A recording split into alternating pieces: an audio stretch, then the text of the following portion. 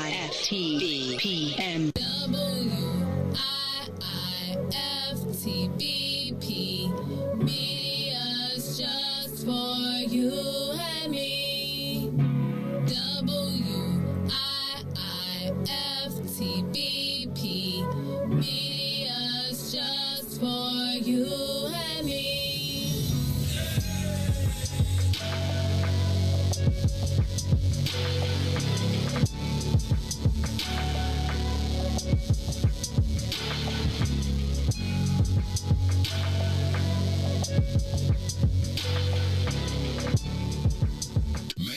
Jackson. If you could make up a social media holiday, what would it be? Randy said National Don't Let No One Put You Down Day. No one. What you gonna do? So when they say something crazy, you slap them? Be like me said.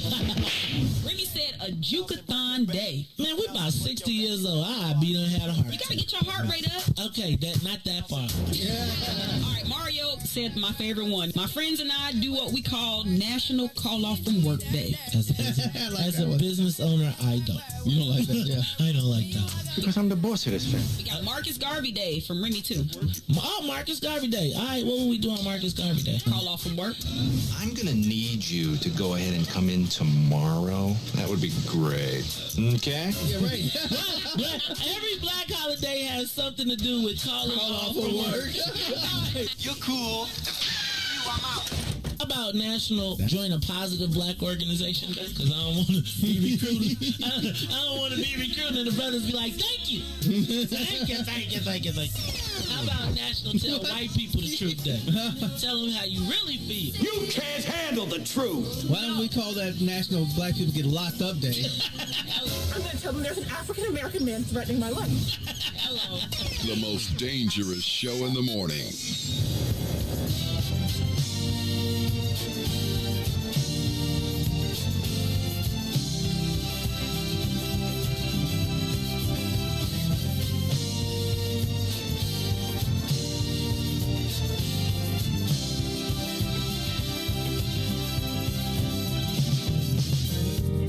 What about my love? Seems you have forgotten love. I do believe that something went wrong somewhere.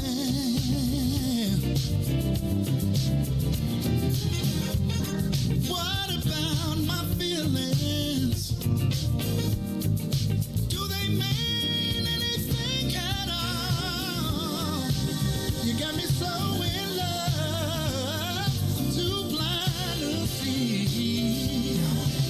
And that you got my love, now you wanna put me down. And that you got my love, got me standing on shaky ground.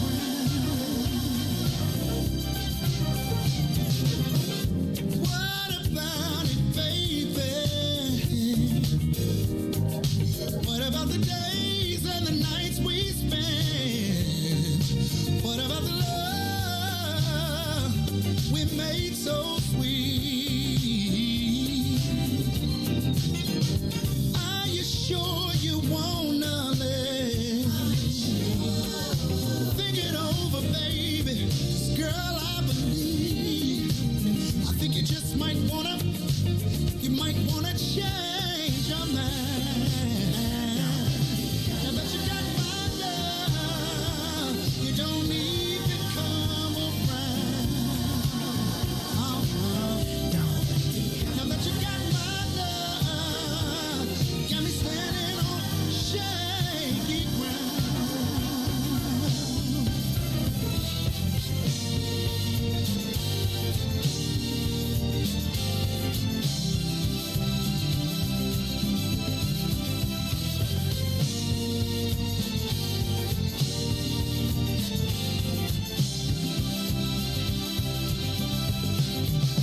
What kind of way is that to treat your man? When I gave all that I never had, you got me going through changes of life with you. Are you sure you wanna live? Think it over, babe. 'Cause girl, I believe. I think you just might wanna change your mind. Now that you got my love, you don't even come around. Now that you got my love, you got me standing on shaky ground. Yeah. Now that you got my love, you don't even come around. You don't come around. Now that you got all my love, and you got me standing on shaky ground.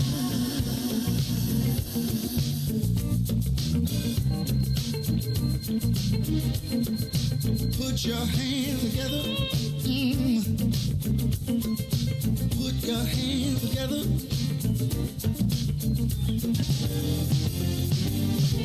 Before you leave out the door, before you leave out the door, baby, won't you change your mind?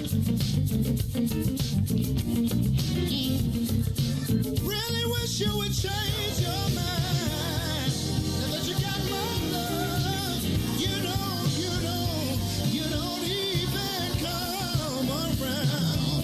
Now that you got my love, you got me standing on shaky ground. Now that you got my love, you don't come around. Now that you got all my love, yeah, you got me standing on shaky ground.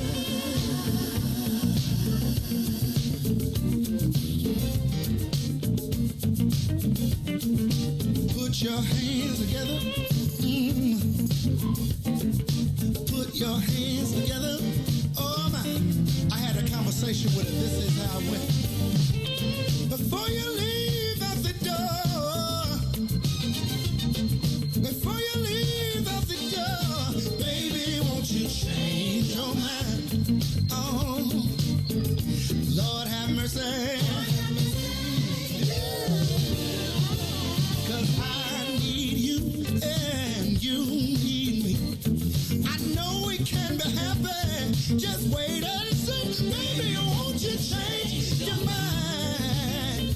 I'll do better if you change your mind. Now that you got my love, you don't even come around. Now that you got my love, got me standing on, shaking. Now that you got my love, you don't even come around. Now that you got my love, you got me standing on shaky ground.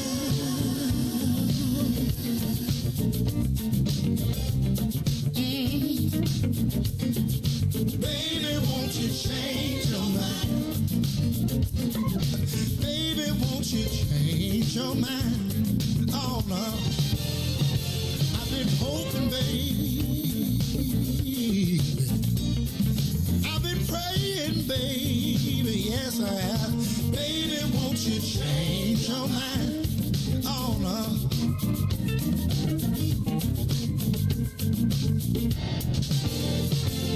I've been hoping, baby. Yeah. I've been praying down on my knees, praying that you change your mind. Oh, Lord have mercy. I'll do better if you change your mind. You are listening to the most dangerous show in the morning. This is What's in It for the Black People Radio. Maze Jackson. Maze Jackson, the most vociferous advocate for black people in the world. For Ruthie Moore, for Todd Stoger, I am the host of the Maze Jackson Show, asking every single day, what's in it for the black people? And if you don't like it, you can still tell them Maze said, Mayor Lightfoot, man, we ain't accepting that. We ain't accepting that. Let's go. Yeah.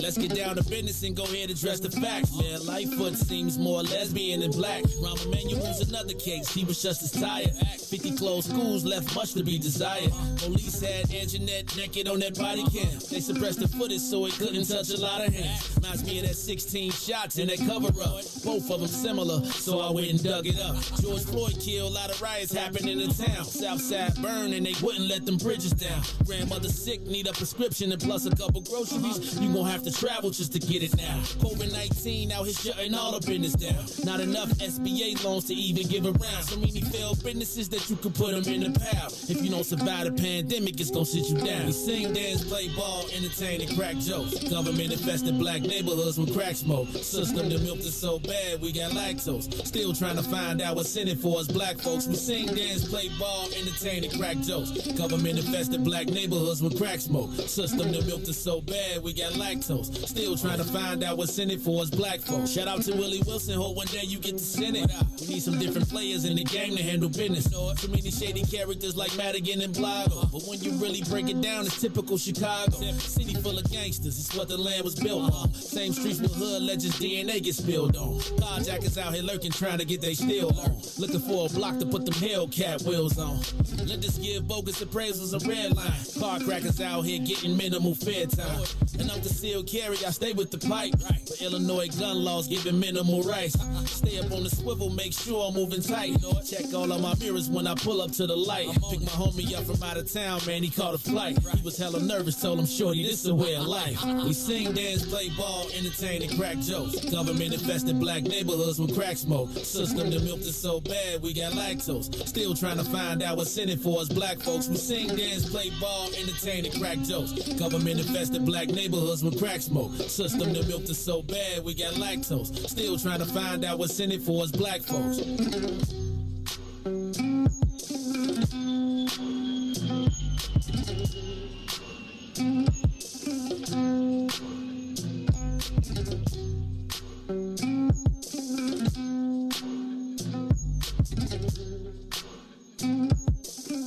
Wake up, Chicago!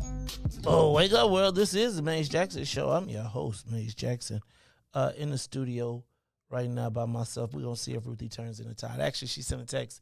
Says she's going to be running a little bit late, so we're going to do our thing today. This is the Maze Jackson show. I'm your host, Maze Jackson. Got my man in the building, DJ Riis the Ruler is today Wednesday? So actually, after 9 o'clock, it's week 304 Wednesdays. After 9 o'clock.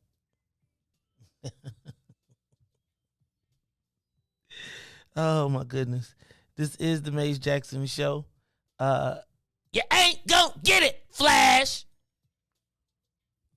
It's all right though. One day I'll be like, it's gonna be like nights like this. I wish rain just. Y'all a singing group.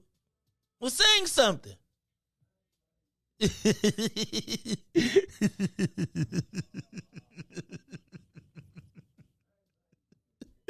Oh my goodness. Hey y'all, we doing our thing right here on the Maze Jackson Show. I am your host. In the building, my man DJ Riis the Ruler. Riis, it's us right now, man. It's like it's normally how it is. So it's me and you. Riis, how you feeling this morning, man? What's up, man? How you doing this morning? You know, I'm blessed by the best. You already know the rest is Wednesday, man. It's always in the middle of the week. It's always good halfway through it. You know, it's good. Riis, it's almost Christmas, man. We got like two. It's this week, this Friday, next Friday, and the Friday after that is Christmas. Yes, sir. Ho, ho, ho. Merry Christmas. Merry Christmas, my foot. Told you what Santa really put. Matter of fact, you know what I need you to do today? I'm going to need you. We're going to have to find like the obscure Christmas songs and start adding them to the mix. Forget what Facebook say. Forget what the copywriters say. Forget the replay. Find Beat Street Christmas rap. We're going to need to play that, Riis. Going to have to need to school some of you youngins on how this really goes. Because, see, I feel like y'all don't get it. And so, you like, Riis, you never saw Beat Street, right? You said you never saw Beat Street. Which means to me that you are truly, like, you missed a whole generation. It's like if you didn't know what it was like to be Lee, and you ain't know if you wanted to be the B Street Breakers or the Bronx Rockers, if you wasn't in your living room trying to spin on your head, it was before Ray Don Chong turned white again. Man, if you didn't realize that was Dougie Fresh right there in your presence, Cool Mo D right there. You got it? I'm trying to It's the Christmas rag. Ho, ho, ho. Open up your door. Trying to see. Go. They got like That's it. That's it. one? That's it right there. Go ahead, turn it up. Let the people hear. It's fine. No. That's B Street. No, it's like It's not this one. there you go. Look at you like, yeah, that. No, that ain't it. It ain't that one. That one- It's like a little clip though. It's with Dougie Fresh. Put B Street, Dougie Fresh. Ho, ho, ho. Open up. It should be like Cool Mo D. It might be Dougie Fresh and the Treacherous 3 or something like that. Anyway, it's the Christmas rap, Beat Street, Christmas tree rap, something like that. They was at the club. Ho, ho, ho. Open up, because the whole thing was set between Christmas and New Year's on the most part anyway. It's the Maze Jackson Show. I'm your host. Yep, it's the Treacherous 3 Christmas rap. Check that one out. That should be it, right? You got it? Is it in there? You ain't got it? You can't find it. Riis, Riis, I got to change your name from super producer. You ain't made it to super producer yet. You producer. But like super producer, you hear him clicking, y'all. You hear him clicking because he going to get that title. Because you know Riis be like, I know. Right, when he finish, he going to be like, I knew this was it anyway. All right, it's the Maze Jackson Show. While Riis is looking for the Christmas rap by the Treacherous 3, I am going to get into some of these headlines. Juicy Schmooye. Riis, I seen you in the comments yesterday. Y'all now know why Riis had an attitude yesterday. Riis had an attitude because he had his whole Juicy Schmooye ready to go. He probably did the whole script ready. So Riis, while we rating, look, Riis. I think that was it, right? Yes, that's it. Yeah, so go like ahead. I had it from like the way, beginning, okay, when he walking in. Go ahead, play it real quick. I'm scared to bring some Christmas spirit. I got a big bag, now guess what's in it? Some for the riches, some for the poor. So Merry Christmas and a ho, ho, ho. Ho, ho, Merry Christmas, my foot. I'ma tell you what Santa really put under my so-called tree, but in reality, look like Nothing but a decorated pole to me. Man, you talk about a tree, it makes me wonder, cause I never had a tree to put anything under. If I ever did look up and get a tree, there was never anything under it for me. Man, y'all should be glad that I didn't quit, cause I'm getting too old for this Santa Claus shit. Y'all think I'm getting presents made for free? I gotta pay them bills. Ain't nobody paying me. You big fat whale, you might as well quit, cause I can name 100 presents that I didn't get. And if I did get a present, it'd be a hand-me-down. Yo, I got this for Christmas now. How that sound? It sounds good to me, cause I'm about to freeze. You wanna see something? Look at the bottom of these. Me and my brothers can't go out at the same time, cause a coat that's theirs is a coat that's mine. And I know one thing, y'all better get off my neck and wait till you get your welfare check. Go on down to the office and stand on the line. Better hurry up, see, I got mine. Jingle, jangle, jingle for the pole. And once you get your welfare check, you can kiss my mistletoe. Ho, ho, ho. There go your ho, ho, ho. You don't know nothing about. Hold on, you got. You see how they dance right there. We should put the video up. Presents keep getting mixed up, cause year after year you keep fucking up. And now I know why, cause you're always drunk. Instead of G.I. Joe, you send me this. G.I. Joe. That ain't a G.I. Joe, that's a G.I. jerk with a kung fu grip that don't even work. So all I did was just put him away, cause my G.I. Joe look G.I. gay. Cause you just ain't great. G.I. Joe's gay, what difference does it make? After all, he's just a doll, ain't too much he can do. If you ask me, boy, I ain't too sure about you.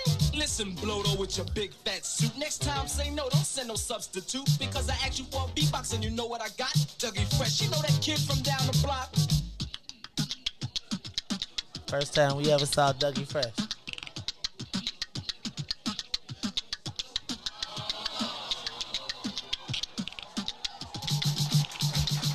For facsimile, we must admit, Dougie Fresh is good and made a perfect fit. He's the only reason why we weren't totally mad. Without Dougie, our Christmas would have been really sad.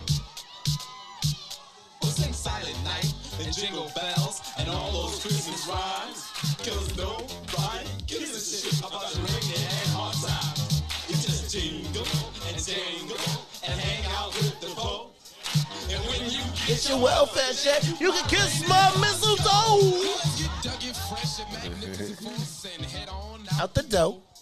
And leave these party people singing jingle jangle for the pole. Sing jingle, jangle, a jingle jangle with the pole. Jingle, jangle, jingle. Riis, yo, no, look at Riis. Y'all see, look, we put Riis up. He ain't even know, Joe. Riis, you missed the whole era, dog. Listen, man. That was that Riis, the Christmas rap. You know what I'm saying? That was before Run DMC Christmas, all that good stuff. But that was, you saw that Cool Mo D was in there. Then you saw Dougie Fresh. That was the first time we ever saw Dougie Fresh, right, in the film. Think about that movie was in the 80s, bro. I was in 6th grade when that came out. I probably wasn't even alive. That's right. You got to eat see if they got the eggs. You got to eat your eggs before look. My rap too slick, my tongue too quick. I got gallant talent like a magic trick. You better eat your eggs before I break your legs. They said they rap like Brother Ty. Hey, man, get off Brother Ty. Brother Ty is from our era. You be tripping, man. It's the Maze Jackson Show. Hey, man, so Juicy Smouye Riis is going to jury today. They saying the jury gonna go in today. They gonna wrap the whole joint up. Riis, before they close, you can still say, Your Honor. Now, he done, Riis. He said we had to say the other day. I read it. He mad because him and that man had a love affair right after. So you wanted me to help you with a movie. Then after that, we used to just go right around, smoking with our cousins to release some stress, as he said. That ain't all they was doing. And now all of us, what I'm saying, and we had intimate, and they had intimate relationships, with each other, and I think that he thought that having sex with him would pursue his career in the industry. But once he said, I can't help you, that's when he got really offended, him and his cousin. Well, it was his brother, though. Well, his brother said his brother don't even like, he said he felt like his brother all the time was like, man, he got a problem. Dude said they at Riis. They asked him, did the Osundario brother, did they ever have relations? He said he's straight. He said he couldn't remember. See? He said he didn't recall. Starting to make sense now, now he can't remember, now since his sexuality is in question and everything, like now he's starting to, now I can't remember. Now if he can't remember if me and him had relations, do you really think that he can remember us hatching out a plan? Like, so now he got selective memory. You either remember it all or or some. I'm confused, Your Honor.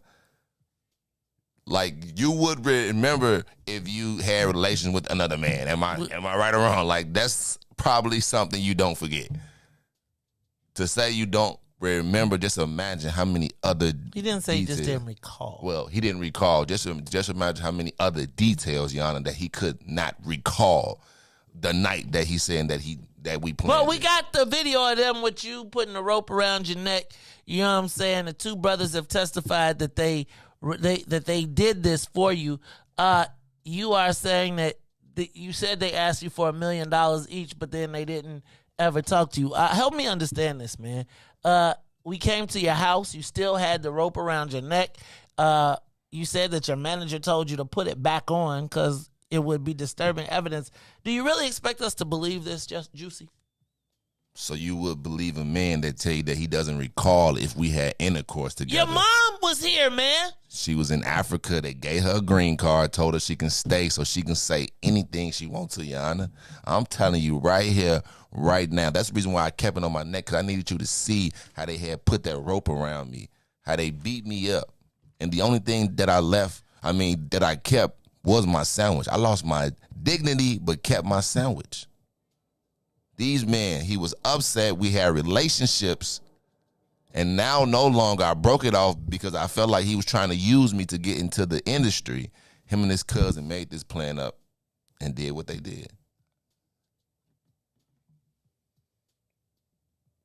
You wrote you to the wheels fall off. All the way. My mom is out there, but my other family and our brothers believe me. But my mom, though. My brother was just on camera. His brother was just on camera saying, you know what I'm saying, that. But my mom, who's still out of the country, can't get in, but now all of a sudden, the government will make some moves for her, though. And now she come in with a story. Well, what does she know from South Africa? What could she possibly, or was she there? Did we FaceTime her doing it or something? Like, what could she possibly know in South Africa and we in Chicago? That's the story that you're going to go with, Your Honor. My mom's story that was in South Africa the time of the incident, and I'm in Chicago. And a man that cannot recall if me and him had intercourse together.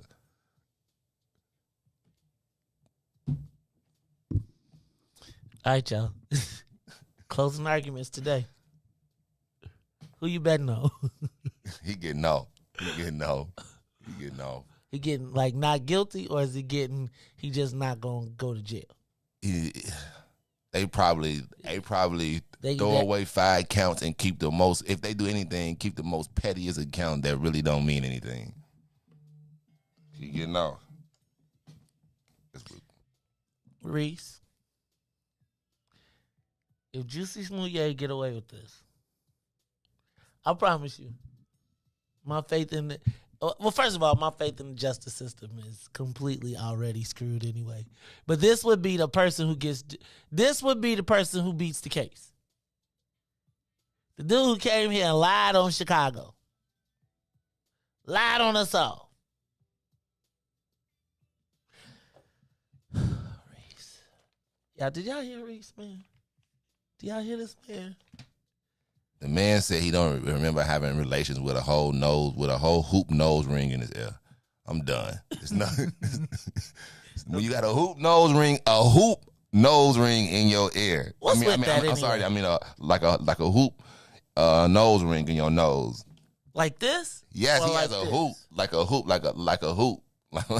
Yes, he has a hoop nose ring. What that mean, man? Don't be judging nobody. I can't judge nobody because they got a hoop in their nose. What does that mean?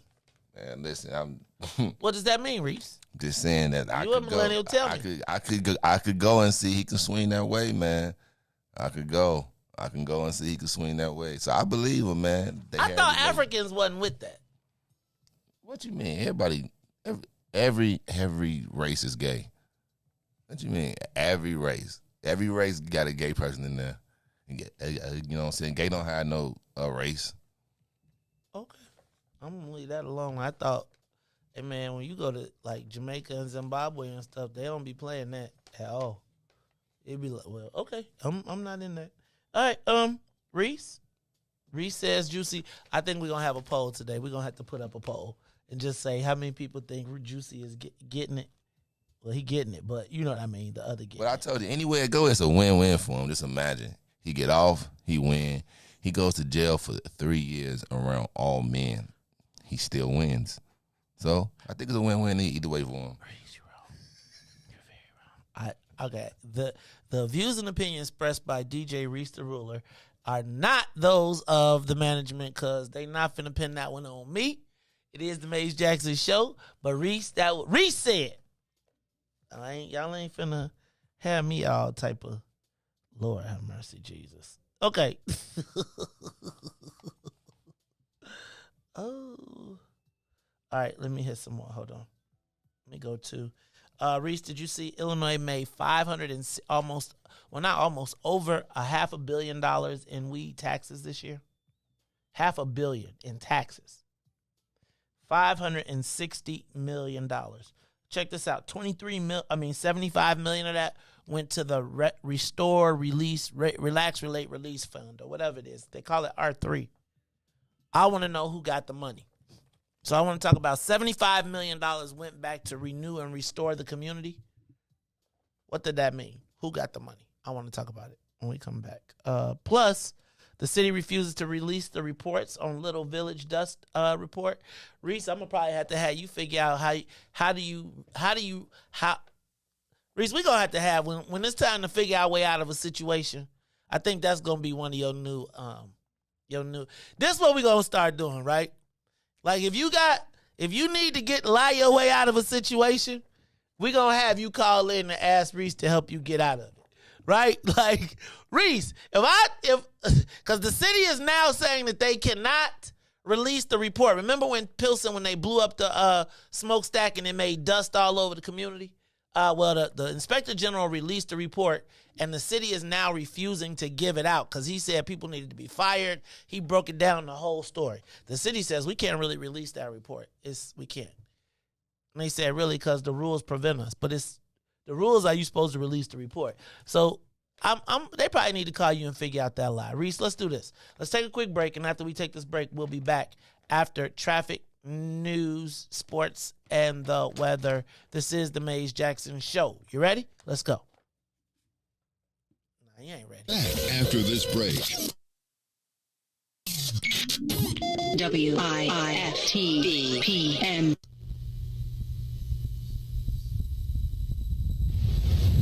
Come all the way with me. Don't leave me now.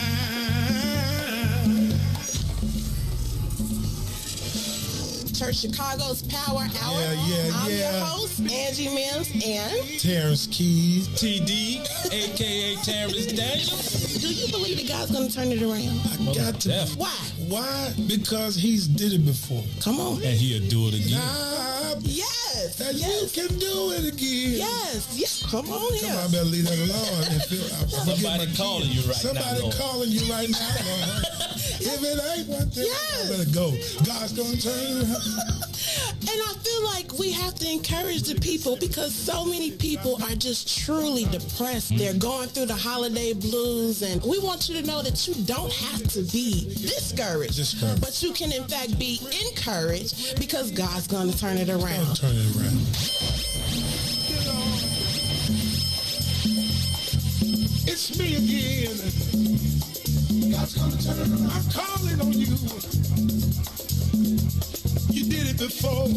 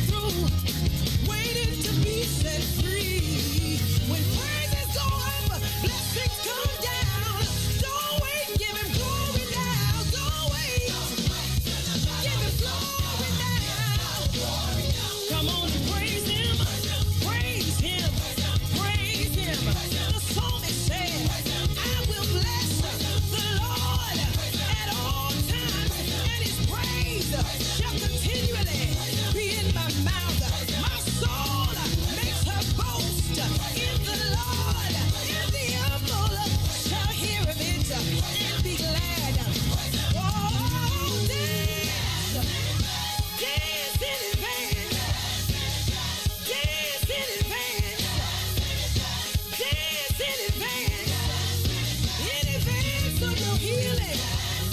In advance of your breakthrough. Dance in advance. Dance in advance. It's coming your way. Praise him.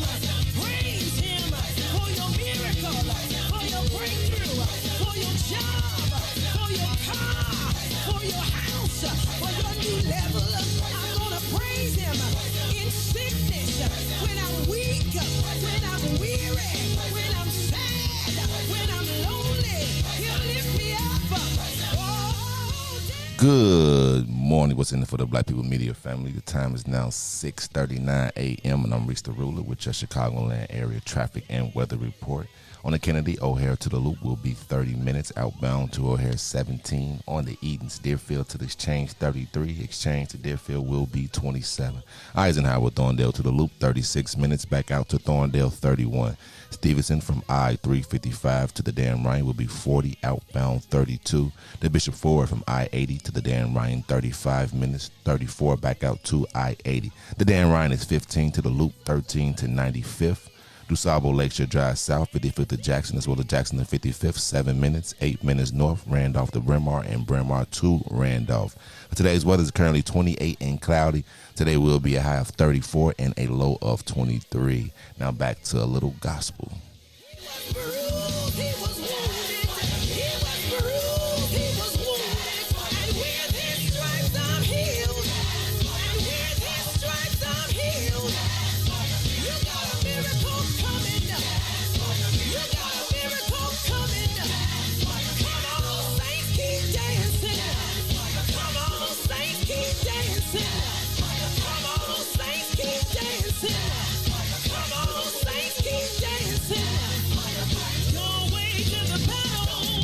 You are listening to the Maze Jackson Show. Welcome to everybody from WBGX 1570 AM. I am your host, Maze Jackson, doing my thing live on the Maze Jackson Show. But guess what, y'all?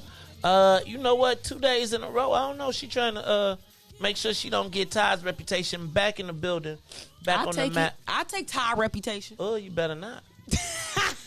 You remember Todd in the shower. You can't take Todd. You know, you have to remember. Todd don't even remember his cross date. Yes, he do. Because you're OG. Ooh. You know how you were OG? You be like, I didn't He make old something. 5, 32, 39, 190. I've been Was you been made before him or after him? Before. He's still a political G though. Before. After you talking about sometimes Ruthie yesterday, I'm just gonna give you one more day, Maze, because you know I'm going on vacation.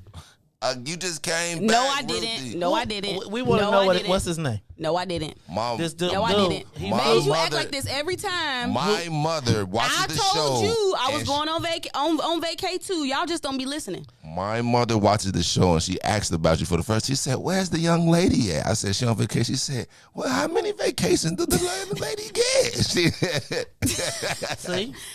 that's what my mama said. Don't gas Maze up. Don't gas Maze up. I'm just all I'm saying. It's the end of the year. We got a whole new variant out. Listen, before 2 more variants come out, I'm getting out the country. Before they tell me I can't, I'm gone. I'll be back. But I'm going to lay on somebody's beach in the sun. You're going to lay on somebody. You could stop right there. Right. I was like, when she said, I'm going to lay on somebody, I was like, she said somebody's beach. Yes. And also for my birthday. What is a beautiful lady like you doing on the island? Again. So I'm just giving y'all the heads up. February what? I don't got the dates yet, but I'm going to be gone. So look, this is like 3 months in advance, Maze. Well, 2. So don't act surprised when February roll around and I'm like, Maze and Riis, everybody listening, they gonna act just the same way. So I'm telling everybody. I even write it on the schedule, Maze. So you're gonna be here from your We can get some protocols around here, Maze. I am happy to put in a leave request. It's the Maze Jackson. Ruthie Moore is in the building. Compromise. I don't believe it. Ruthie flew out. Right. We go. I want to see these American Airlines y'all can come tickets. too. We want to see the American Airlines tickets. We fly. Wait, I fly Southwest. Bass fly free, Maze. Upgrade. What you say? I said bags fly free. You get one bag. The business class at least. I mean, business elite. It's only one class on Southwest. No, it used to be business. Yeah, they had business select. You know, I think after they stopped serving alcohol on the flights, like, what's really the point of like upgrading except to get on first? But then everybody got to walk past you, and you breathe it in all that air, so it kind of defeats the purpose to me. Just saying. I like the big chairs when the people be like, I'm little. They be like, just sit me down. They be like, who? I be like, as long as I got a book, I'm good to go. I don't even mind sitting by babies because I know they got to fly too. I'll be like, it should be baby only flights. It should be children. It's not really. You want them to pay more or should they pay less for that? I'm sleep before the flight take off anyway. I'm not when it's a screaming baby. But they got to fly too. I agree. I feel like Headphones in my ear. You can't get you gotta get the babies. They should be like family flights, like these are, or you should be able to have the option to fly no kids. What? Yeah, like that's a no called kids private.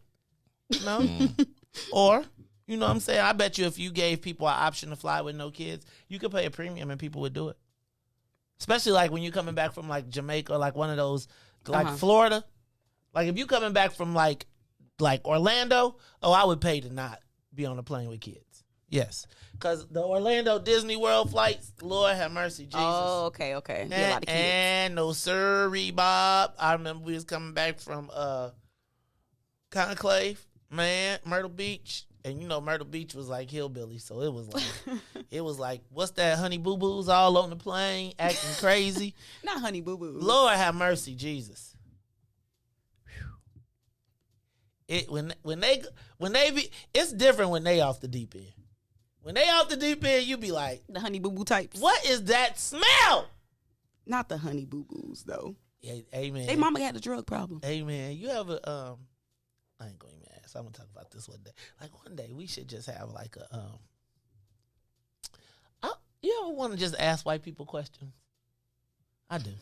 Some days I'll be like, so do you ever smell that? You don't get white friends? You don't got white friends? I do, but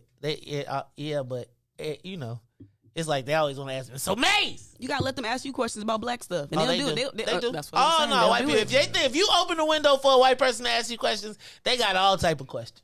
I call those cultural exchanges. I'm okay with that, and I think that's where some of the best, like, understanding comes when you can have those real conversations off the record with other people. Mm-hmm. Where they could just let what they tell you. Yep, exactly. Yeah, my mom was like, I learned some crazy stuff about how they move, particularly within economics within their communities. And it's like we call that. We'll be like, why we can't share? I mean, it's crazy. Like literally, like they live their lives and they're integrated with each other on like such a crazy level. Like one of my friends, her daddy got a cash register business, so he supplied like cash registers to like all they people. Ruthie. It was the crazy. I was like, what? And they come like it's like a thing. Like they know to come to this particular person to get their cash registers or to get them fixed. He's that person. Everybody got their thing, and they support each other in their thing. It was mind boggling to me. It is. It was so normal. Yeah, we'll talk about that because that whole thing is. It's interesting. We have a tremendously crazy, weird psychology that exists in our brains as black folks. And I don't, like, I'm starting to truly, like, you know how you say slavery has an impact on you, but you don't really, it's like you agree with it conceptually, but then, like, when you get granular in a situation, you be like, and I don't even think it's intentional. I just think it's like conditioning. Yes, it is. Anyway, we're gonna talk about a lot of stuff today. How about this one? Dang. Let me say this. Ruthie is here. Riis, you here. So let's do this. Let's get the soul plane off the ground. Let's get this thing up to 60,000 feet because this is the Maze Jackson Show. We are going up, up, up, and away. This is the Maze Jackson Show. I'm your host, Maze Jackson. Got my man, DJ Riis the Ruler, as well as my co-host that's going on vacation again, Ruthie Moore. She like 2 days on, 6 days off. I be like, what? That ain't even in a week. You ain't even got. I wasn't even on vacation last week. I was on business. See, that was business, Maze. And I know you respect business. Okay, I do. Yes. I'm gonna let that ride. Come on. Come on. Omicron arrives in Illinois. See, that's why you trying to get flued out. That's that, and they say that it got here from somebody went to visiting somebody else from somewhere else. To South Africa though. And who else from South Africa? That is not a question on the paper. Juicy Smouye. Look, Smouye mother. You see how we know that she wasn't implanted here for COVID, Your Honor. Do you see how all this come right back? Right back. Man, come on, man. Come on, Riis. Come on. All right, let me just tell you. Look, y'all. Riis for mayor. We gonna put Riis in public affairs. I'm about to get Riis hired for public affairs assistant. Yes, crisis management. Look, will Juicy Smouye right now be guilty or not guilty? Currently, 74% of you say he will be. 26% say he will not. So that poll is going on live on Facebook. Will Juicy Smouye go to jail? Riis, let Riis tell it he ain't going. Riis say not guilty, Your Honor. Let me see. Father Flager back in the building, back on the block. Like, hey, yo, get these. Y'all better start solving these murders. I think the mayor got problems. She does. Ruthie, check this out. I don't know if I talked about this yesterday, but she only raised $25,000 last quarter. I think we did. We did. Ruthie, we raised $15,000 on one day for the broadcast.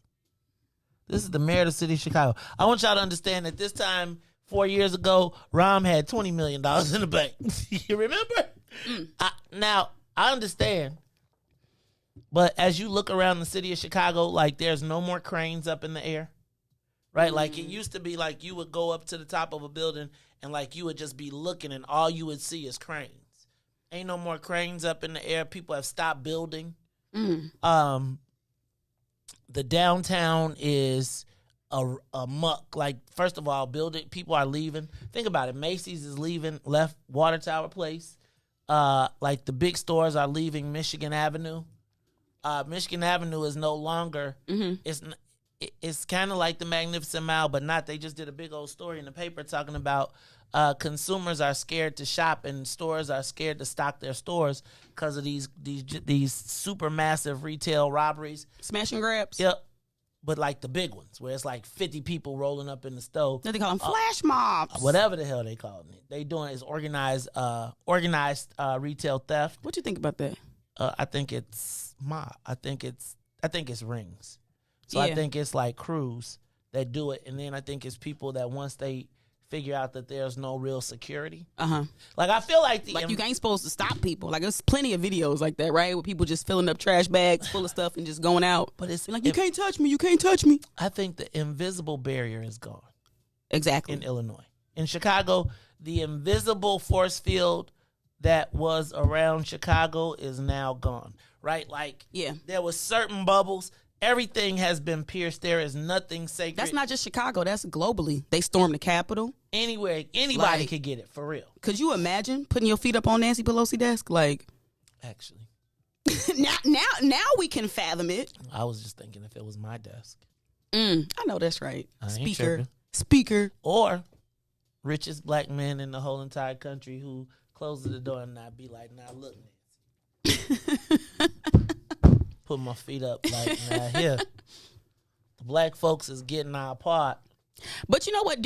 So with the smash and grabs being contained to like certain like retail corridors, do you think it's possible for that type of stuff to come into our communities, or we don't got the type of smash and grab stuff they want? Well, I think we've seen it during the uprising. No, we saw some just recently.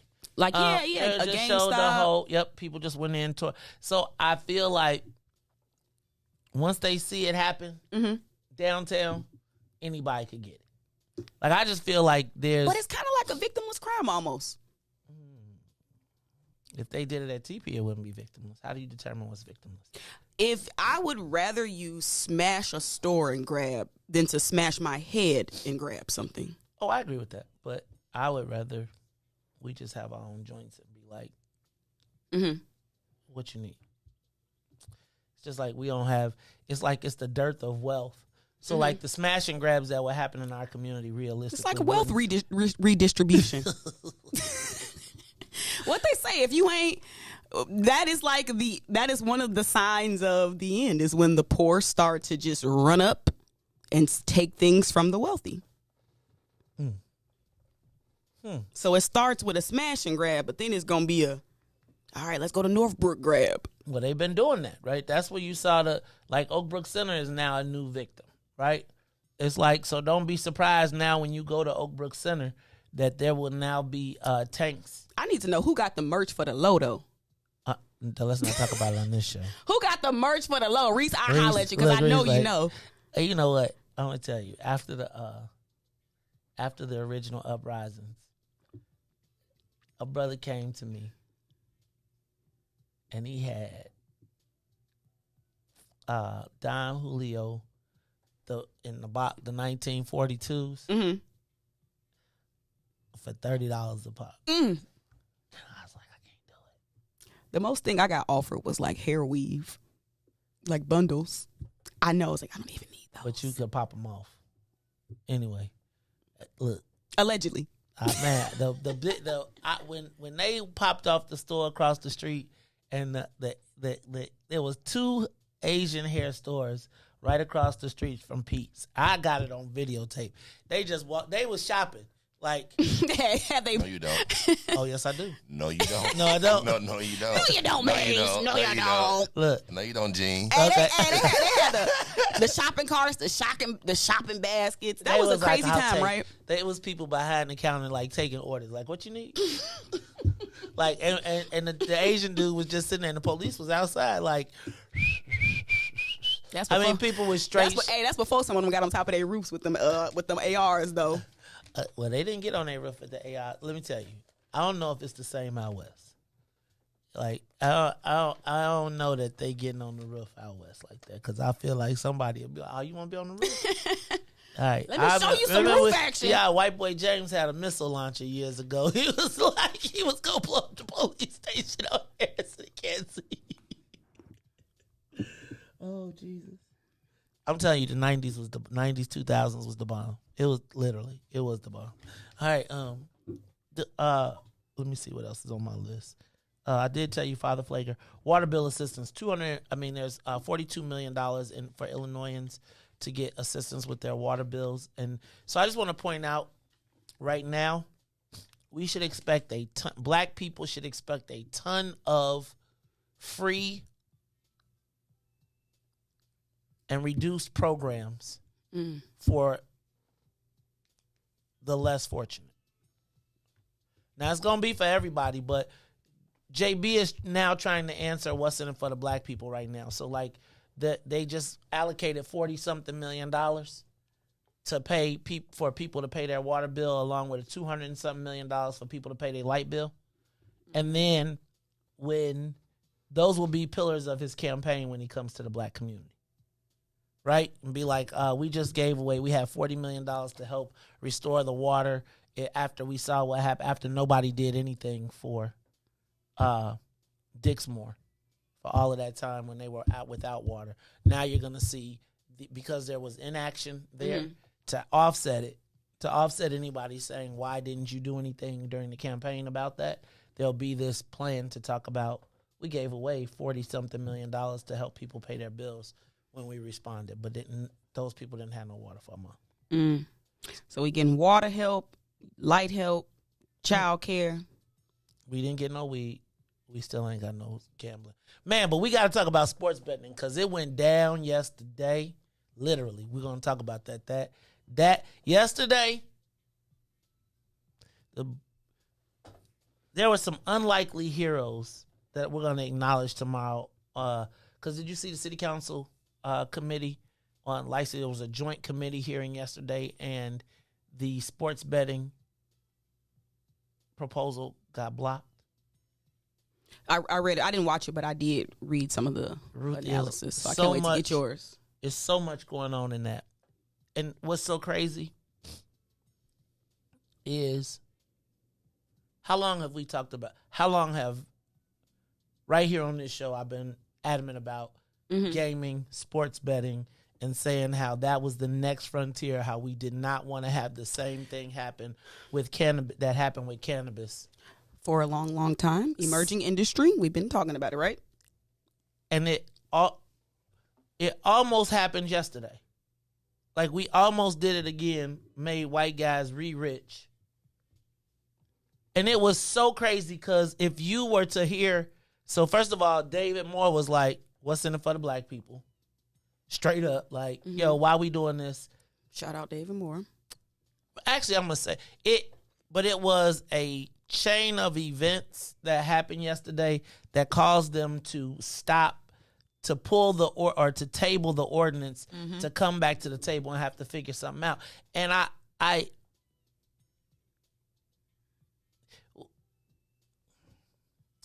it's almost like we got the rock, and it's our chance to shoot it, and don't nobody want to shoot the ball, right? Like, you right now are at the precipice of making another generation of white billionaires with none black, and now the ball is in our court. The billionaires on all sides got frozen. Are we going to let them off the hook with some garbage, or are we going to make a meaningful play here? And does the Black Caucus have an opportunity to interject themselves? It was so crazy that the mayor's allies, who normally support the mayor, was like, hold up, wait a minute, y'all. I can't wait to talk about this. We're going to talk about it. But before we do that, Ruthie, you know what? Something came up in the, and this is part of this conversation, so I'm going to mix up a whole bunch of stuff today. But did you see the story in the Sun-Times about the gas pipeline in Pembroke? And the fact that the black farmers are now trying to stop it? My question is, okay. I saw the governor's response to the press conference, who said this was overwhelmingly passed by the Illinois General Assembly with super majorities. And my question is, and so that's their excuse for doing it, but my question is, who did you talk to in Pembroke that green-lighted the project before? And so my question becomes, how do we become more proactive in these situations? Because it seems like they would blame us. And I don't know why it feels like sometimes the goal is to sneak things by us, as compared to saying, hey, it's some white people in our neighborhood trying to make a killing. Black folks who live in this neighborhood, get at them. And once y'all get at them and y'all figure it out, then tell them to holler at us once they got you. Full disclosure, I got family in this fight. And I think part of it is sometimes people who we deem to be pillars of our communities, gatekeepers, activists, people who are supposed to be advocating, I think sometimes they jump onto issues too quick without really understanding what's happening. And so sometimes you can put a face to an issue and it seems like it is what black people want. And that's all really I really want to say about it. But I'll talk to you more about it offline. Okay, so talk to me more about it offline, because I feel like sometimes, because some of our favorite heroes and activists and icons been supporting this for a couple years. So it's kind of interesting because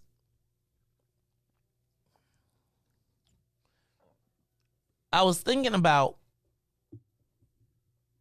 how these things get put together. Off the backs of black people. But how about this one, though? And the people, it almost seems like the solution for black people is to try and come up with a gimmick for the white folks. It's just like gentrification. It's gentrification from a rural perspective. Because remember, everybody now is shifting from city life back to rural life. People are seeking land that is like untouched. That is the new thing. That is prime. And so when you have a place like a rural community like Pembroke, people are gravitating and they see the value in that. for years it's been mismanagement and pilfering and rape of the community resources.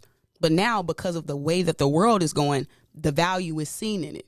So this is just gentrification on another level, combined with immigration, migration, whatever you want to call it. And it's going to be it's a ticking time bomb. I'll just say that. And so, I'm just keeping my ear to the streets. And for a long time, it's kind of like when you speak out against powerful Black people who are supposed to be having the best interests of Black people at heart, if you don't agree with them, either you gonna just be quiet or you gonna keep fighting. And so, like I said, I got family in this fight. Like, this is a very personal thing to me. And so I don't want to show my hand too much. Okay. You know what I'm saying? So I don't even really want to So then don't show name your names. But you know who y'all probably can just Google. Google Pembroke gas pipeline. So I also want you to understand, it's kind of like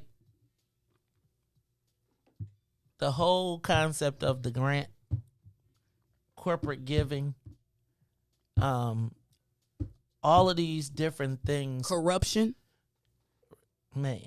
Corruption. And when I start naming names, I'm telling you, I'm coming for it all. I'm not, and see, we don't say, that's why I don't do pyong, pyong, pyong. We, I'm coming for all of it. Oh, Lord. So, y'all, when the lights come on, the roaches will scatter. Ain't that what they say? I don't know. Riis, ain't that what happened when the lights turn on, the roaches scatter? So I'm already knowing the play. Look, y'all, so I was thinking about when I was reading that article, how do we get ahead of issues? And like, it seems like, it's funny to me that you watch the governor's office leverage us and our representatives against us. Well, y'all people voted overwhelmingly for it to happen with super majorities. So my question becomes actually, it's funny because now, it's always so many different angles and perspectives, and like the finesse be real. Like, people, it's the art of the spin. You can spin this Pembroke gas pipeline any type of way and make it make sense. It's just like the whole pandemic and the teachers when you're going back to school and all that. You can spin it whichever way you want, and it's gonna make sense to whoever ears that you want it to fall on. So it's just a really big finesse. And anytime major corporations are involved, it's the same old play. So I'm just wondering what type of kickbacks happened for some of these moves to have been greenlit. Literally greenlit. Because it's always money flowing, right? So follow the money. Follow the corruption. Dang-nabbit. But really, follow the money. I'm telling you, when I read that story, I felt like who has our back? Like, really? And I know that sounds like a cornball ass question, but there's something in us. I almost feel like we just be happy to get picked. That somebody with some money somewhere is acknowledging our power or our ability to influence, or they making donations. Stop playing. Stop playing. When the way. So I'm gonna drink my coffee, Maze. Okay, well, we're both gonna drink our coffee, and we're gonna take a quick break, and then we're gonna talk about this, and we're gonna talk about sports betting. And what is happening in the city of Chicago, and how did sports betting get blocked yesterday? But how do we become more proactive? Like, I don't understand how this pipeline. So, like, a lot of times, they had a community meeting just so that there is no meeting. How did all the black farmers in Pembroke be against the pipeline, and all of a sudden they didn't know about it before? Right? Like, what made them all of a sudden realize, and I'm saying it from a grand scheme of things, because it seems like if they're building an international pipeline through, that the first thing they would have done was had the black farmers on board. Yes? Somebody's job was to go talk to the black farmers or minimize the black farmers. But see, part of it is who has a larger voice, a black farmer or a corporate farmer? Same way. Corporate, y'all. Ruthie, it's the same thing that's happening with this sports betting, too. We're going to talk about it all when we come back. It's the Maze Jackson Show. Maze, Riis, and Ruthie. Hey, y'all. You can see it. Look at Ruthie. I'm going to put the Ruthie cam on. Because you see, she's starting to cook, Riis. Nah, I'm finna take a break. Look, she was like, hey, listen, I'm learning how to master my emotions. And once I do, I'm telling you, I'm gonna be unstoppable. It's tough. That is one of my Achilles heels. Is I be getting. But I'm learning. All right, that's why she getting flued out. It's the Maze Jackson Show. We'll be back after these messages. The Maze Jackson Show will be back after this break. WIIFTBP. What's up, everybody? It's the green side of things. It's your man Sadiq. And Cassiopeia. And we need you to like, comment, and share. We need you to do it right now and join us at our new day and time, Wednesdays from 1 to 3 p.m. on What's in It for the Black People Media. And now, traffic and weather.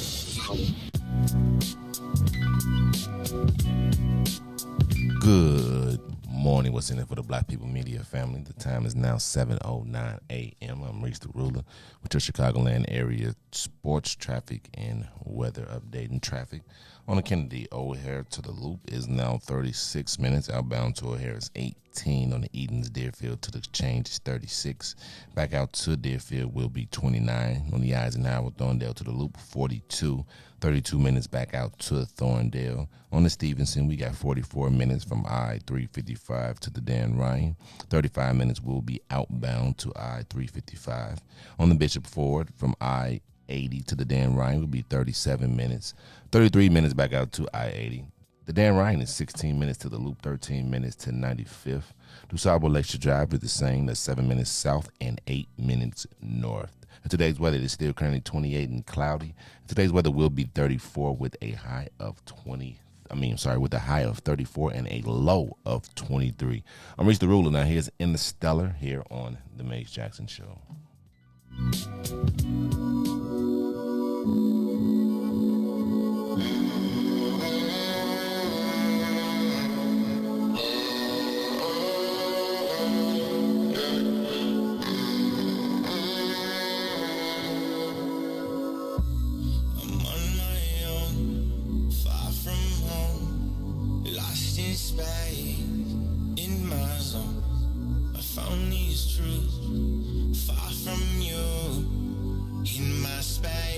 Interstellar mode. Yeah, I finally got my mind right again. Yeah, now I know there's no time for pretend. Yeah, I come alive in the moonlight. See me shooting across the skies. Don't you know stars were born to fly? I've been searching, crowding, looking for a way out. I've been hurting, falling, but I think I found my way now. I'm on my own, far from home, lost in space, in my zone. I found these truths, far from you, in my space, in a stellar mode. Yeah, I finally got my mind right again. Did it all in spite of the hate. Every time they said that I can't. Nebula, they run through my veins. Every molecule in the strands. Senses feeling some kind of strange. Damn, I think my name's Spider-Man. Jump out the window and swing for the dreams that just might be. Never gonna let go. No, to the man in the mirror look like me. Drifting through the cosmos. Oh, far away from your lies. I realign all my goals. That's a constellation of mine, yeah.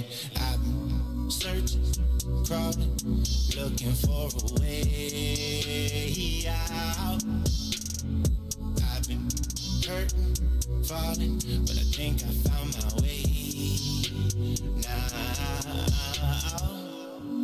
I'm on my own, far from home, lost in space, in my zone. I found these truths far from you, in my space, in a stellar mode. Back to the Maze Jackson Show.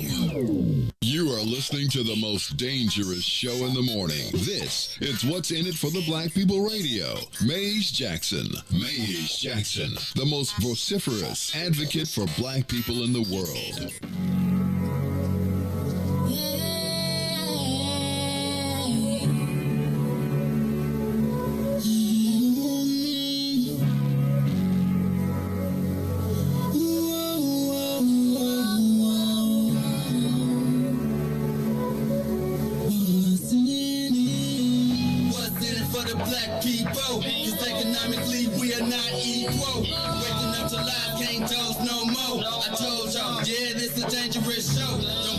Church if you ain't trying to help us. Don't even try to be around and can't protect us. We see the lies now of the politicians. We need money and no symbolism. It's Maze and Riis and Ruthie and Todd explaining how we all come from God, giving us tools to beat the odds. If we united, our movement gon' stop. If they ain't trying to help us, they ain't trying to do nothing. We gotta do something. We gotta stop running. It's time to confront the problem. Really, you expect, you oppressed, it's all wrong.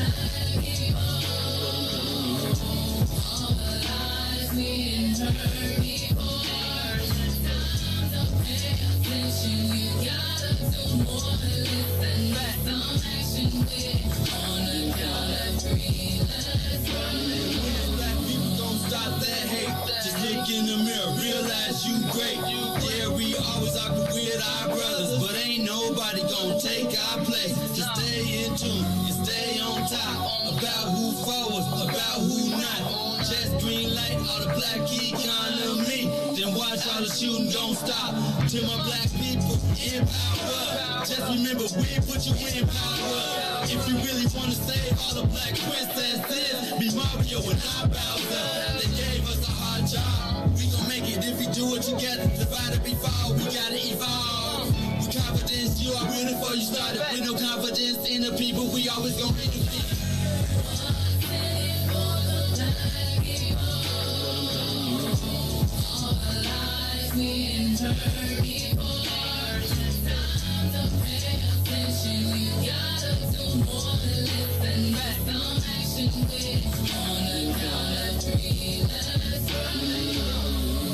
What's in it for me?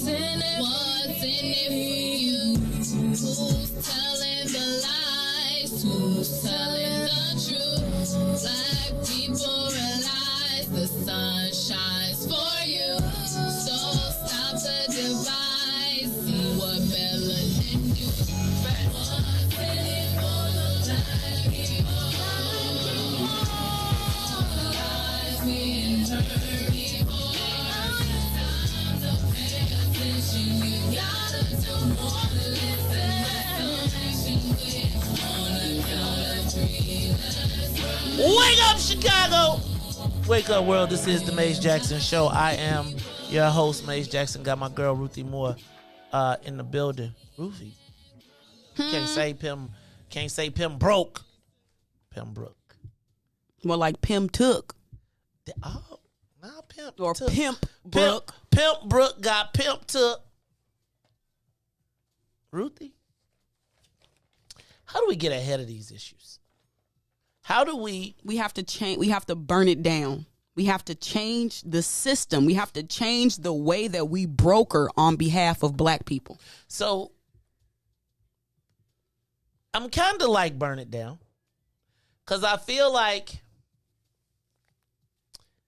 the case is the white people pick which black people they want to use. The gatekeepers. For there to be the voice of what they want to have happen. And what's the trade-off? And it doesn't necessarily include black people. Exactly.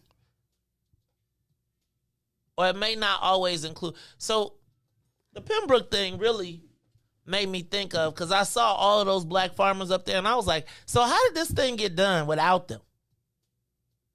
Like, who were the key stakeholders? And I feel like a lot of times white folks are keen on making stakeholders to fit the situation, not the stakeholders that should be in the situation, if that makes sense. So I'm going to make the stakeholders citizens for jobs when there's the Black Farmers Alliance already that exists, for example. But if you go to the Black Farmers Alliance, who's already been fighting, they're going to be abreast of the issues in the industry and what needs to be addressed. But if you don't want to address that, then you're not going to talk to the people that are actually in the industry that have been fighting for their opportunity. You're going to go find somebody that's going to tell you what you want to hear that makes the white folks comfortable and the white folks get rich, but not really concerned about what the issues are that are the barriers or the challenges that impact the black people. It really goes to white folks picking who our advocates are going to be for us. Mm-hmm. And then utilizing that same system that exists. Like, it's the system that has to be burned down. It's the way that we do business with each other. Or do not do business with each other. Exactly. That's more of the issue to me. That we don't do business, or we only see each other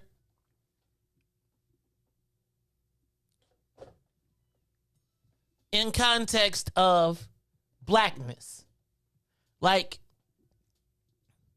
to me, for that pipeline to go through there, the largest corporations in the world had to come to probably the least fortunate group of people in Illinois. Not least fortunate, but one of the most poverty-stricken areas. Absolutely. So in the nation, not just Illinois. So now if you got the wealthiest corporations in the nation having to come to one of the poorest black communities in the nation, why do you cut their nuts off and don't give them the opportunity to negotiate their own deal?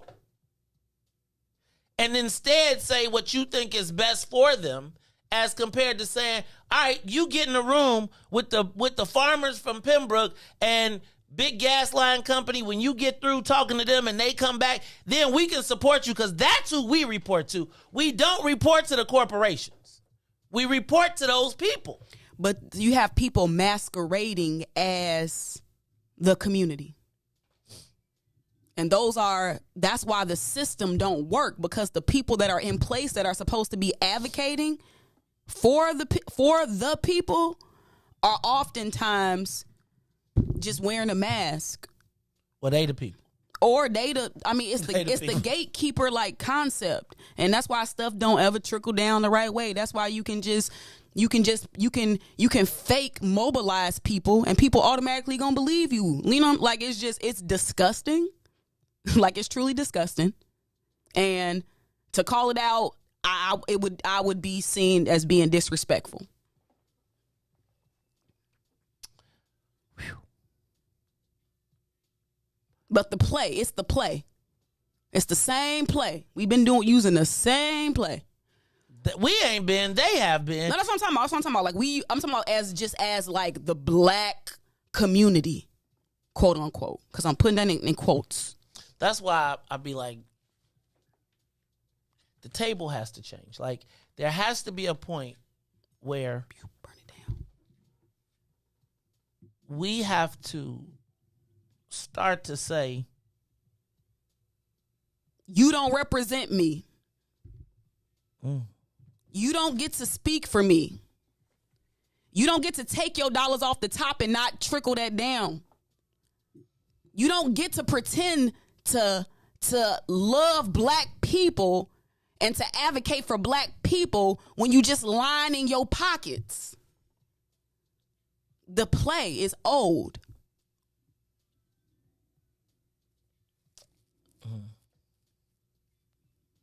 But yet it still seems to regurgitate.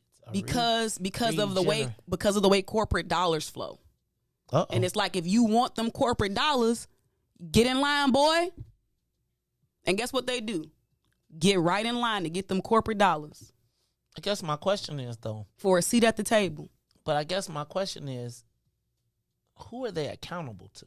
Right? Like, I feel like oftentimes they're accountable to the they're not. They're supposed to be accountable to the people. If you built the system, if you is the number one hustler in chief and you built the system, I can't expect you to want to dismantle it because you built it, so you eating heavy off of it.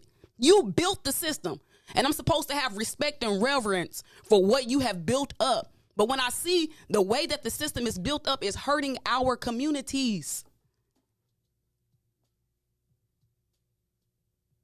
But this is the way that black politics and black power is brokered and has been brokered historically in our community. So I understand history and I get why it's the way that it is, but it ain't working. When all you got to do is throw a couple corporate crumbs, it ain't working. It ain't working for all of us. It's working for some people because some people eating good, like fat rats in a cheese factory. Grandma Isms by Ruthie. You already know. Grandma Isms. You already know. Go ahead, tell me the dog one too. Listen, sometimes black people be acting like dogs on a haystack. Can't eat the hay, but you just barking to keep the cows away. So we all finna starve. So I hope it tastes good. Have you ever had hay? I tried to chew love. Of course I've eaten hay. It don't taste that good. It don't taste like nothing. Right. It'd be like, well, I really like the smell of it though. As it's like going through the drying process. I feel like that don't smell right. I like hay. I like Just reminds me of, like, hay country. in the middle of the barn. I like that hay. That is. Hey, we need a barn party. We should have like a barn, something like we should all go buy a barn out in Pembroke and just meet out there on the weekends. That's what the Mexicans doing. What? They be meeting out there barbecuing. We should have us like a fiesta-ing it up. In the black, that's a black town. No, it's not. It is a. Y'all done got immigrant. Y'all done became a sanctuary too. Pembroke is a sanctuary, yes. Well, why they got the black farmers on the TV then? Come on, Maze. Come on, Maze. Get the spittle out your eye. Uh-oh. Oh, you want a fair kind of mug around here today. It's the Maze Jackson show. It's like we cooking. So we cooking with grease. We cooking with, like, this is fish grease we cooking with. Let's move on. Well, we're not going to move on. We're going to integrate this topic into what happened yesterday at City Council. Did you all see yesterday's City Council finance? I was a joint, I believe, finance and licensing committee hearing, co-chaired by Alderman Scott Wagaspack and Alderman Emma Mitz, both mayoral allies. And yesterday was the day that they were trying to push sports betting through City Council or to get a vote on it. I don't know if you saw in the paper, but we were talking about it a little bit yesterday. They said that the mayor said that the city should bear the cost of infrastructure for creating the opportunity to do sports betting at not at the casinos, but at the sports venues, that being the White Sox, Cubs, Bulls, and Blackhawks. Now, there's been a simultaneous fight in Springfield and in Chicago to allow sports betting. And quite frankly, in Springfield, the reason that it passed with no black participation or real black participation, let me not say real black because I don't want to denigrate John Rogers, but John Rogers' 2% stake in the WNBA Sky was the onus for passing sports betting in Illinois to be allowed in Chicago. Now, I have been saying John Rogers is not enough. Right? John Rogers is not enough. John Rogers is not enough. No disrespect to John Rogers, but John Rogers has, I don't even want to say he has enough, but what I do think is that here is another emerging industry where that can create another black multimillionaire or multimillionaires, and we are going to to put it back. The whole reason it's going to happen is for John Rodgers, who's already a millionaire. Now, I'm not tripping.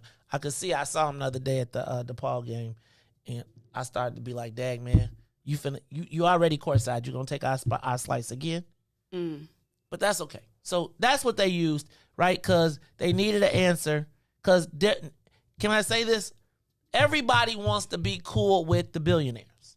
Like, I want to be cool with Jerry Reinsdorf. I ain't going to lie. I want to be cool with the Ricketts.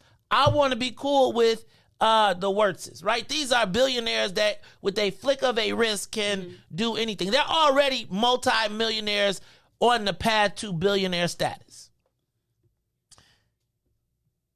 They had the unmitigated gall to propose an ordinance to allow them to do sports betting in the city of Chicago, and the city would only make $500,000 to $1 million annually in tax revenue. Now, why in the world would we allow billionaires, now mind you, with no minority participation? You know what somebody had the audacity to tell me? Somebody had the audacity to tell me that they knew a club promoter that they were going to put in the deal so that they could get some black piece participation. And I got to tell you, it's borderline offensive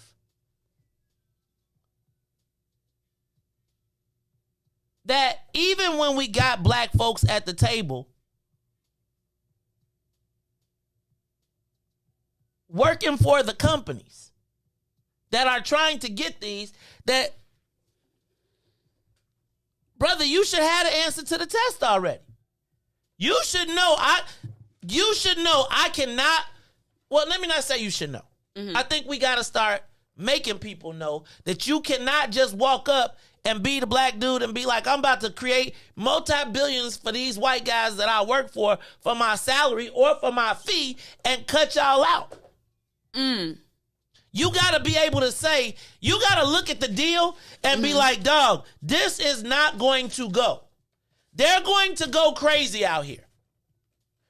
There's no way that we can walk up to the city council, who should fear their voters, and tell them to pass an ordinance that only gives the city $1 million a year, makes us 100 times that, and ain't nobody black in it. Oh, my bad. We got John Rodgers. He got 2% at the Sky. You can't even buy a Sky sweatshirt in Chicago. You can't. It was a story in the newspaper. They won the world championship, and people was like, where? What? Who? You know what? I did not read that in the paper, but I experienced that when I went to, one of them sports stores down in the South Loop to try to find some sports apparel, and they had they had a Sky t-shirt. You could have got more of the Jackie Robinson stuff than you got. You right about that. So now, Ruthie, the white folks on both sides are comfortable presenting a bill or ordinance to get rich with no black people in it.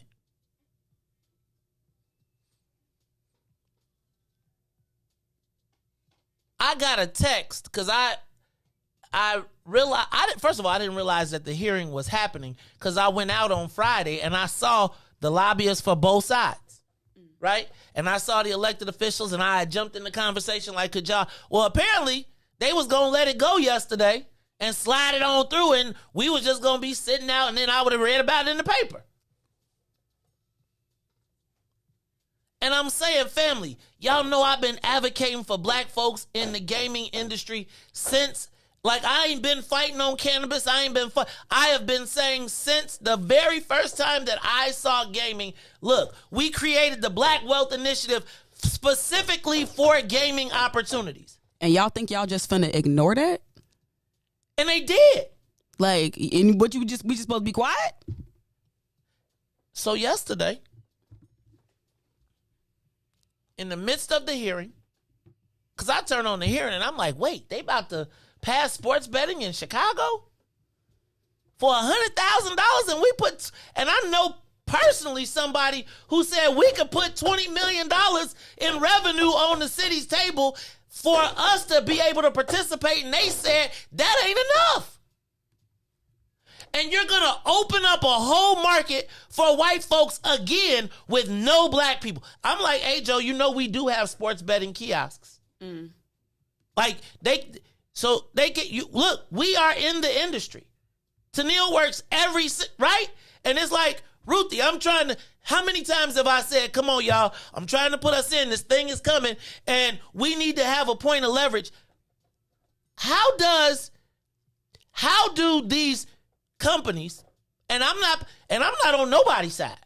I ain't for the casinos. I ain't for the sports betting. But how do all these people get to walk up in here with no black participation? And then when it stopped, right, when they realized they wasn't going to get, somebody said, well, they told us that they really ain't the ones who get the money. It's like they not going to it's like they're barred from operating. So DraftKings is going to make the deal, or whoever else. And my point is, so see how they write the laws to be able to point to say why they can't participate? No. Okay, well then they don't want to make no money. What do you get from it? Unless you have a sports arena in your ward, which probably makes sense as to why the people that were advocates for it were for it. They have a self-interest in that. But like, why, if you a Black Caucus member, if you a Latino caucus member, why do you vote to support them getting the same people to get rich? Ruthie, do you know any black investors in the Bulls? All right, so check this out, right? You don't know. Give us the opportunity to buy some stake in the Bulls then. We can't do that. Then give us. So wait, we can't get an opportunity. So you want to make trillions of dollars for your family for legacy, but we can't even buy we can get the money up to buy some shares in the Bulls. Give it up. Oh no, we're not gonna do that. Okay, well then let's do a joint venture with DraftKings. Put us in a deal with DraftKings. Well, we can't do that. We can't talk. You ain't gonna never have. DraftKings is never coming to talk to you in Chicago after they get this. Never. But if you force DraftKings, the biggest. Remember, can I tell y'all something? This when you gotta respect somebody like Ed Burke. No way in the world, them sports books open up in Illinois, in Chicago, and his people don't eat back in the day. He shut down Burger King over a driveway permit. You gonna bring the head of one of the largest corporations in the world, and until he came, he didn't get a driveway. Now, I know they trying to prosecute him for it, but are we saying to us that who do we know at DraftKings? Who do we know at FanDuel? Who do we know? And the lobbyists come in and do what? And then what they do is they hire black lobbyists to talk to the Black Caucus. But instead of hiring the lobbyists to talk just to the Black Caucus, why don't you put a deal together? Why don't you present to the Black Caucus, this is why it makes sense for you all to get involved? Because here's what they're going to do. They're going to pass the law and then not be there to help you during election time when this is all coming back to the head. So in a 4-year period, we're going to let cannabis and gaming become multi-billion-dollar industries in Illinois, in Chicago, in our faces with no participation. That's what we're going to do. Again. Give us a call, 872-259-7474. Should we have sports betting? And I feel like maybe we need to start calling. Woo. Like, maybe we should call our elected officials and be like, because you know what they're going to say? Nobody heard. No, we ain't heard from nobody. Come on. So now, help me understand. And then when you understand the dynamics of what's happening, Mayor Lightfoot is really trying to get a sports betting to the sports teams to give them a bone because she about to give dude the casino. And it's the overlay for the underplay. So he fighting hard to stop it. But you think he ain't going to... So you telling me if they open up a sports book at the Cubs, White Sox, and Bears, or Cubs, White Sox, and Blackhawks, that he ain't going to want the casino no more?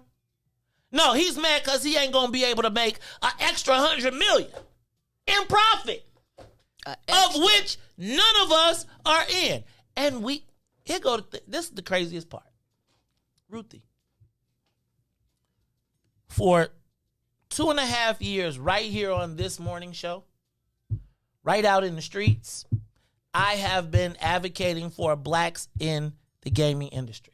Remember when I was like, y'all all fighting over the whole, they're about to open this up. They're about to be betting on black kids all over the state. And you mean to tell me nobody can figure out nothing? And don't tell me we getting Christmas toys. I'm saying, because I'm telling you, this what's getting ready to happen. How many preachers you think going to be lined up getting toys around the, right? Preachers. I'm saying, what is it in our DNA that protects the white boy's wealth before saying, hey man, it's like these dudes have billions of dollars. It was kind of interesting to read the story in the newspaper because after it happened, the white lobbyists got up. Shout out to John Dunn. John Dunn is a cool dude, right? No shade. Matter of fact, John Dunn helped me on quite a few campaigns, and I recognize he's leading the lobbying team. But he got up and he said, once again, we've proved, no, dog, I think that some of the black elected officials really realized, like, yo, we're about to do this again with a remap coming, and we're going to have to go and say how we allowed 2 industries. So let me give some shouts out to some people who you would never expect me to give a shout out to. Come on. Let me start out by giving a shout out to Alderman David Moore, who asked the question on the floor, what's in it for the black people? Shout out to Alderman Greg Mitchell, who was just like, wait a minute, I've been in financial services. This is crazy. Hold up. Wait a minute. Check this one out. Here go one. Shout out to Alderman Pat Dowell, Budget Committee Chair, who said, wait, y'all want to give us $500,000, $1 million?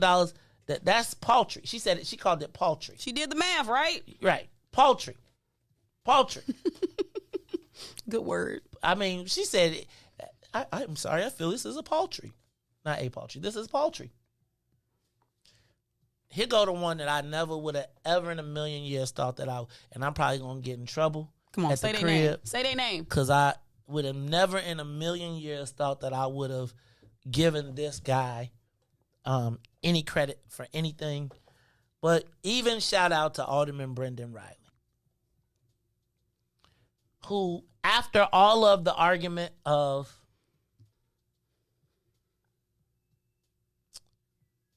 the debate, the blackness, the what's in it for the black people, the no participation, all of that, Alderman Brendan Riley, because this whole thing, this conversation was based on a study, a union labor study that they were quoting throughout the whole thing. You ever been somewhere and people just quoting this study and so you just take it as fact or whatever? Alderman Riley did one of these. He said, excuse me, has anybody seen or read this study that we're all quoting? At which point, everybody on the Zoom call said no. So they were about to approve these companies becoming multi-rich, multi-millionaires based on a study that nobody had seen or read. At which point, Alderman Mitz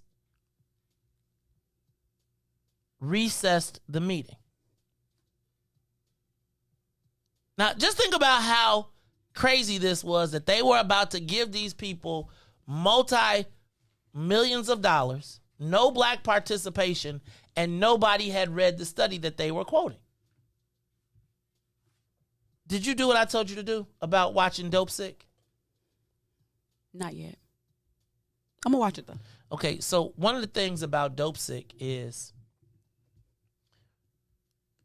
the opioid crisis and the foundation of them creating the opioid crisis was based on a study that nobody had ever read.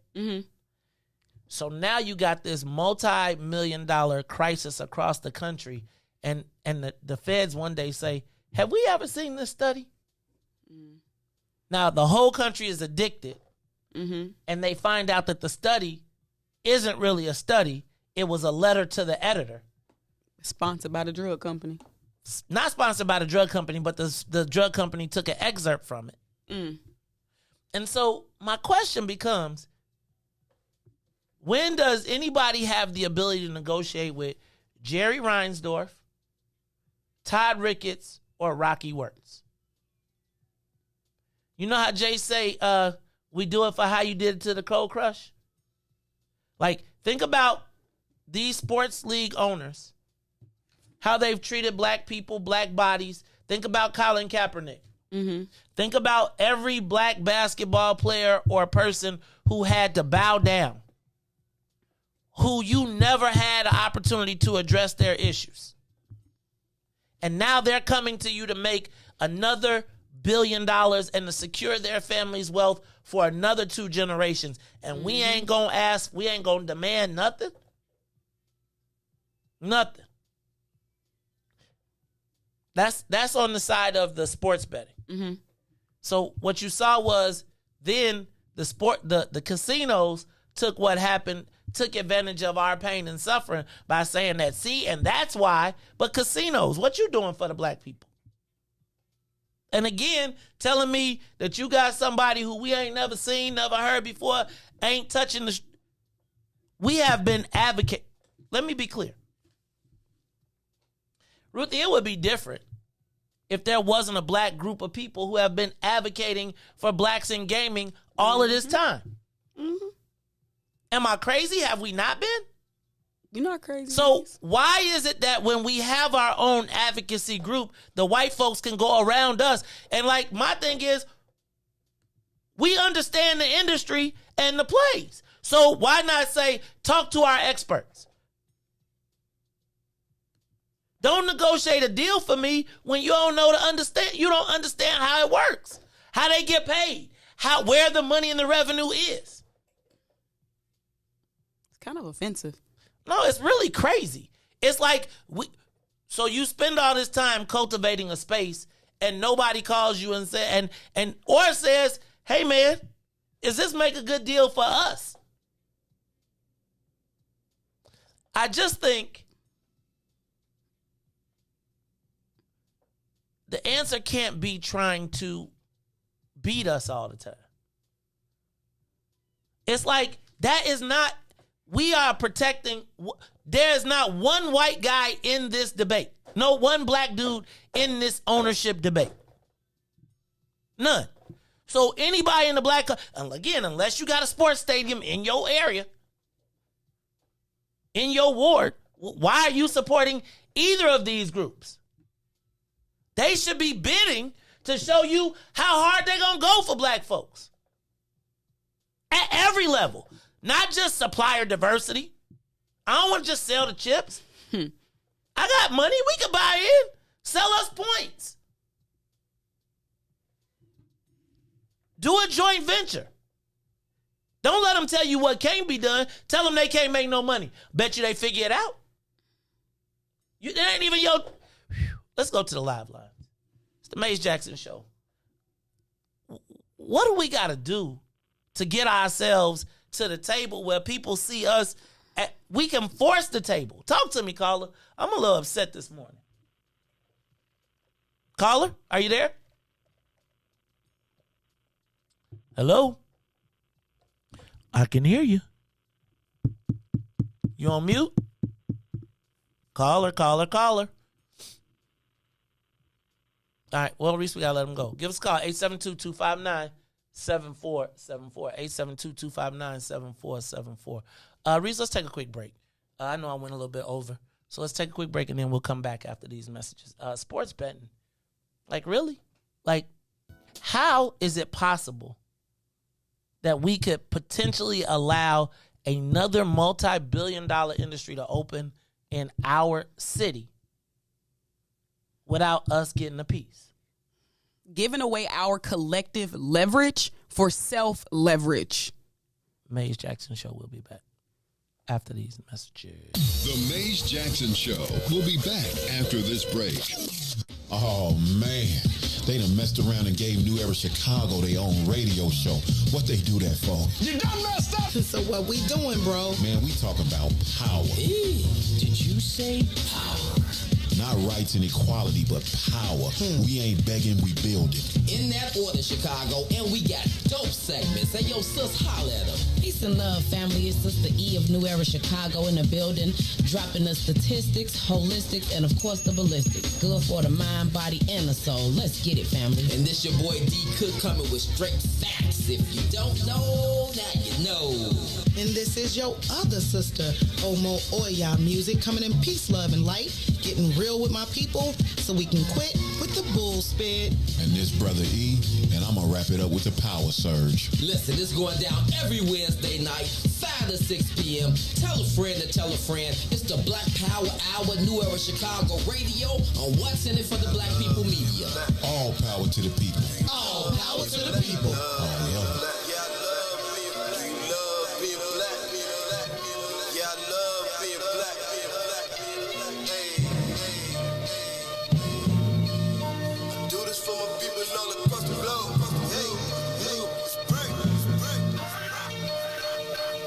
The skin of men fit me fine, tailor-made, yeah, I'm comfortable.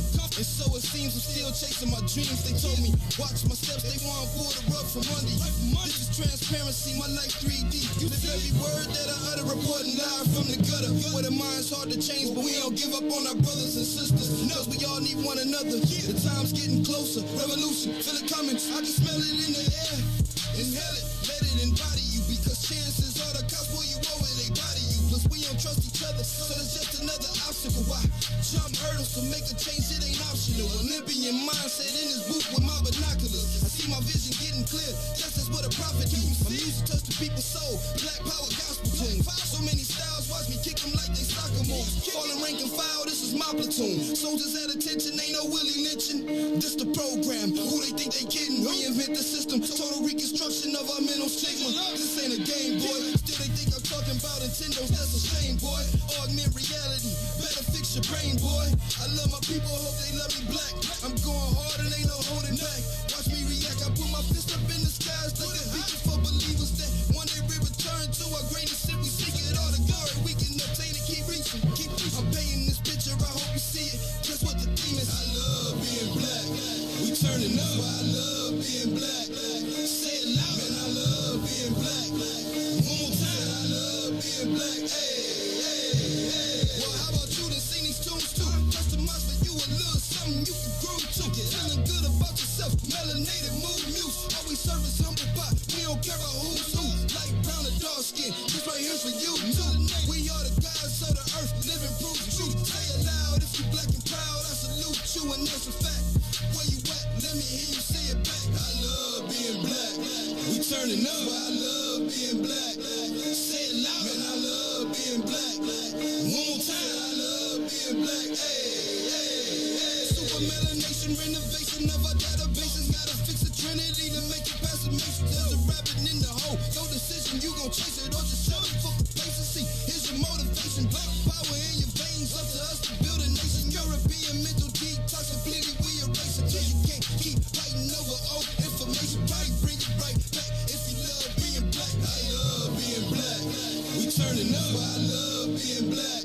Say it loud. Man, I love being black. One more time. I love being black. Hey.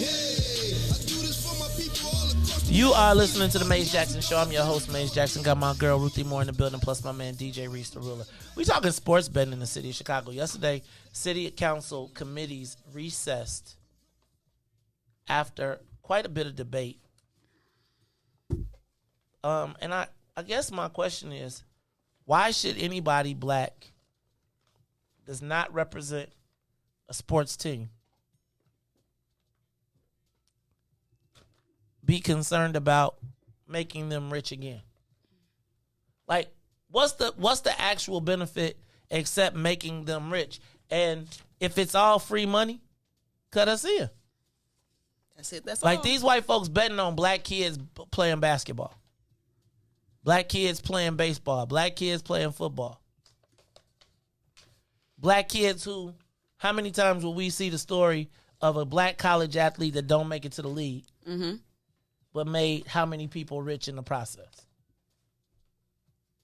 Right? Like, oftentimes, we find ourselves in the fight for the employee as compared to the equity. So white folks, respectfully, recognize the value of black relationships. Then the other part is, because we don't get to participate, when something like this happens, then a lot of black lobbyists get to eat, right? On both sides, because this is the time that, while they won't put us on all year round, they'll put you on for this project. Okay? Okay. So now you see teams and teams of black lobbyists and people running around, and they working on a deal. And so the conundrum becomes, and it's where we don't understand the ecosystem, because we haven't participated in it. We think that the win is getting the black lobbyists jobs and work, not recognizing that we don't empower the black lobbyists to create wealth. See, the black lobbyists, if the black legislator, gotcha. So if the black legislator talks to the black lobbyists and say, hey man, the only reason we having this conversation, I'm not talking to the Bulls. I'm not talking to the White Sox. I'm not talking to none of these people. The only reason I'm going to have a conversation is because you hear lobbyists, black lobbyists A, B, or C on both sides. But what you need to go back and tell the people is you need to have a better black plan. Now, go figure that out. That's usually what happens for the white folks. The black folks are happy that the black lobbyist got the contract, even though it's a short time, and the black lobbyist gets paid less than the white lobbyist who coordinates the team, right? So the white lobbyist that coordinating the team, probably on both sides, he probably gets a budget of about $50,000 or $60,000 a month. What? Then he has to parcel out that money to various other lobbyists that he subcontracts out, and then they all are assigned a team. The challenge to me is, why is not your strategy to say, let instead of beating black people, include them? Like, it seems to me that the winning strategy going in the climate that we exist in is to say, we need to have the best black plan going in to get this passed. But instead, what they will say is, we got the best black lobbyists. But the best black lobbyists should say, hey, Joe, we can't go in here and sell this without no black people in it. That's an ecosystem. What we have is a dysfunctional ecosystem where we think the win is getting the lobbyist. No, the lobbyist is to be able to be the messenger, to have the conversation. The lobbyist, again, in black cases, thinks his job is to tell the black legislators what to do. In the white cases, the lobbyist job is to tell the business what the legislator wants. Say that one more time, because that was some game. Say that one more time, because I think I might have not got it. Okay, in the business, the black lobbyist comes to tell the black legislator what they want, what the business wants. Okay. For white legislators, for white lobbyists, they are there to tell the corporations what the legislators want. So our black lobbyists be like, hey, Alderman, I need you to pass this for me. White lobbyists be like, Alderman, what do you need? What do we need to get you to yes? Right? So if the alderman says, well, look, we got a cleaning company, we got a blah, blah, blah, not his own personal, but usually the white lobbyists will say, okay, well, if a casino is going to open or if sports betting is going to open, these are all the things in the industry and these are all the people that we have. Put together your package and come back. For us, the black lobbyist comes in and says, I need you to do this to save my job. So now the black lobbyist, the favor is to the black legislator keeping the lobbyist, not the spoils that the lobbyist can deliver. And oftentimes when we go to the table, we're not at the table as lobbyists, as telling. Like you have the pressure of converting black folks with a $200 check. So you're sacrificing your life while they're doing whatever they have to do to appease the other folks. So when you walk into a fundraiser for like on this other side, the reason you don't hear the white folks squawking is because they done already got all they people that's in the industry in. Now, some would tell you that there are no black people in the industry. I would say that's not true. I would say that how many of you have come to Black Wealth Initiative programming? How many of you how many people have we come and lobbied at the city council or at Springfield saying, hey, look, we're here, we exist. And it's kind of crazy that, I mean, think about it. Tennille has run the NAPR. She has come and talked to all of our legislators, all the Black Caucus about a black participation in this sports betting industry, in this gaming industry. And so, wait, we gonna talk about a club promoter and a black club promoter getting the opportunity for something that we've been working on for the last 5 years? Y'all just gonna find, because y'all want to find somebody who's not gonna ask the right questions. I got the gaming attorneys. I know where the money is. So they'll come and tell you, hey, bro, we can't it's FanDuel. It's somebody else. We can't do anything. So how you get your check? Oh, y'all, no, tell them they can't make $1 billion. I bet you they figure it out. And it's like we always live on the brink of existence. Like the black lobbyists are fighting to stay on this account, right? This is so it's gonna be an account forever for the white guys. The black guys are on, and and again, let me just say this. Yesterday seems like it could have been prevented. It does. I think that we are so used to cutting ourselves out that when we don't, it's news. Real. That's real. No. That's real.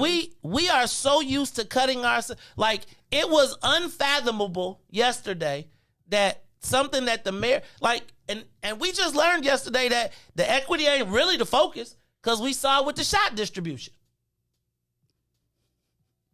When they was given less, 1 for me, 1 for you. 2 for me, 1, 2 for me. 3 for you, 1, 2, 3 for me. They were compounding. This is all I'm saying.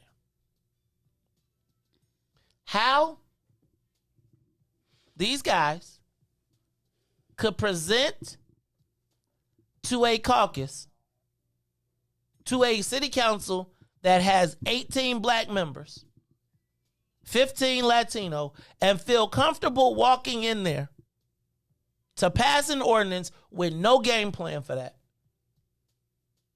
should tell us something. It really should. Like, and I think the one thing that I would caution black lobbyists to do or to think about is, like, you have to be the advocate in the room. You have the floor. right? You have the space. You're not going to have it all the time. So if you don't run the ball when you get it, if you don't shoot it when you get it, yes, you're going to be cool. You'll be good because you're going to be forever employed, or they'll keep you on and you'll get your... But I'm just telling you, if black people are in the sports betting and on the ownership side, guess what I say? I'm not firing you at the end of the project. You're my lobbyist forever. What you think happens to the black lobbyists after they get what they want? At the casino or at the sports betting? The black folks that got these opportunities, except for the in-house people right now, this is like a godsend to them. And so they don't want to do anything to mess up the opportunity to make their, well, in some cases, less than the white folks are making. I would bet, I would love to see, if this thing hinges on black folks, do black lobbyists make as much as the white lobbyists? So right now, the black lobbyist, while he has the power, doesn't recognize that he has the power because he wants to stay on the team. And the way you stay on the team is not by delivering black folks. It's by convincing black folks to do what you want them to do as compared to asking them. That's the system. Gatekeeping. But all I'm saying is your white counterparts, they made sure they people were straight. You know, I think one of the plays that normally happen, like when it comes to like emerging industries and the intersection of politics and elected officials, is oftentimes we get caught because we ain't organized on the front end. So it's like the elected officials then can just kind of put their hands in their pockets, like, you know, not in action, and probably pat their money too, but they can put their hands in their pockets to be like, well, what you want us to do? We do. But I think with this whole gaming piece, it's like you done gave them the alley-oop. Since we talking sports, you know how you said nobody won't shoot the ball? It's like y'all ain't even have to dribble the ball all the way down the court by y'allself. The ball, we passing it to you to do the alley-up. All you got to do is jump and put it in. But the challenge is if they miss it, is it going to be somebody that'll rebound for them? Like if they miss it, then that's what they afraid of. But what's that little quote they said about Michael Jordan? You miss most of the shots you don't take or something like that. You miss every shot you don't take. But my thing is y'all ain't even have to do... Like, y'all ain't even dribbling the ball up the court. You dribbled the ball up the court. Tennille been dribbling the ball up the court. Somebody pass you the alley-oop, put it in. Here go the lick, though. Everybody else box out and get the rebound. You know what I told you, Ruthie? Remember when I told you when you asked the question, what's in it for the black people? And so then the question becomes legitimate, but they say, and so we going to answer it, but not with that nigga. Y'all can't ignore this movement. As much as y'all feel like y'all can't ignore this movement. It's the Maze Jackson Show. We're going to take a quick break. And what's the matter, Riis? Like, you ain't paying no attention no times now. It's the Maze Jackson Show. We'll be back after these messages.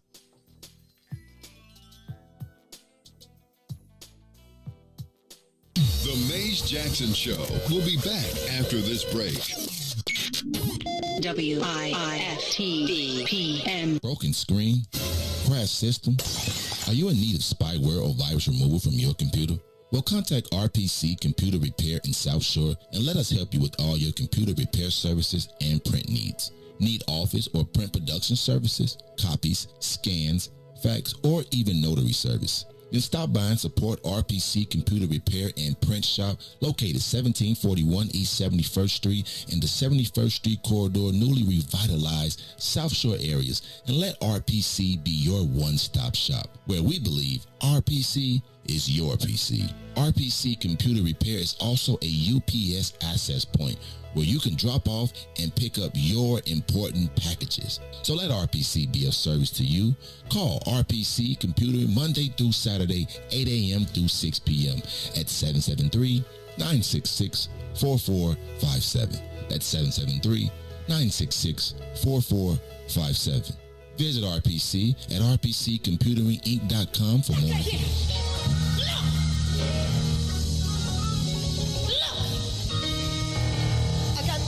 Greens, potatoes, tomatoes, lamb, rams, hogs, dogs, chicken, turkeys, rabbits. You name it! Look! I got beans, greens, potatoes, tomatoes, lamb, ram, pork, beans, greens, potatoes, tomatoes, chicken, turkeys, rat. Beans, greens, potatoes, tomatoes, lamb, ram, pork, beans, greens, potatoes, tomatoes, chicken, turkeys, beans, greens, potatoes, tomatoes, lamb, ram, pork, beans, greens, potatoes, tomatoes, chicken, turkeys, rat. Beans, greens, potatoes, tomatoes, beans, greens, potatoes, tomatoes, beans, greens, beans, greens, beans, greens, potatoes, tomatoes, chicken, beans, greens, potatoes, tomatoes, chicken, turkeys.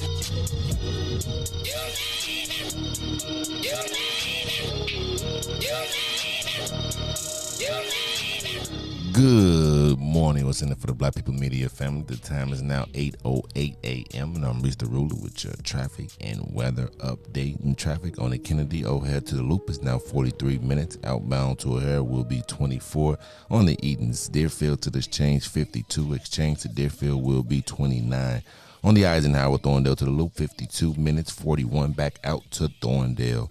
On the Stevenson from I-355 to the Dan Ryan, 54 minutes, outbound will be 39. The Bishop Ford from I-80 to the Dan Ryan, 41 minutes, 33 minutes back out to I-80. The Dan Ryan is 16 minutes to the Loop, 14 minutes to 95th. On DuSable Lakeshore Drive, South 55th to Jackson is 9 minutes. Jackson to 55th will be 8. North side of things, Randolph to Bryn Mawr, 8. Bryn Mawr to Randolph, 13. Today's weather, it is currently 28 and partly cloudy. Today will be a high of 34 with a low of 23. I'm Riis the Ruler. Now back to the Mays Jackson Show.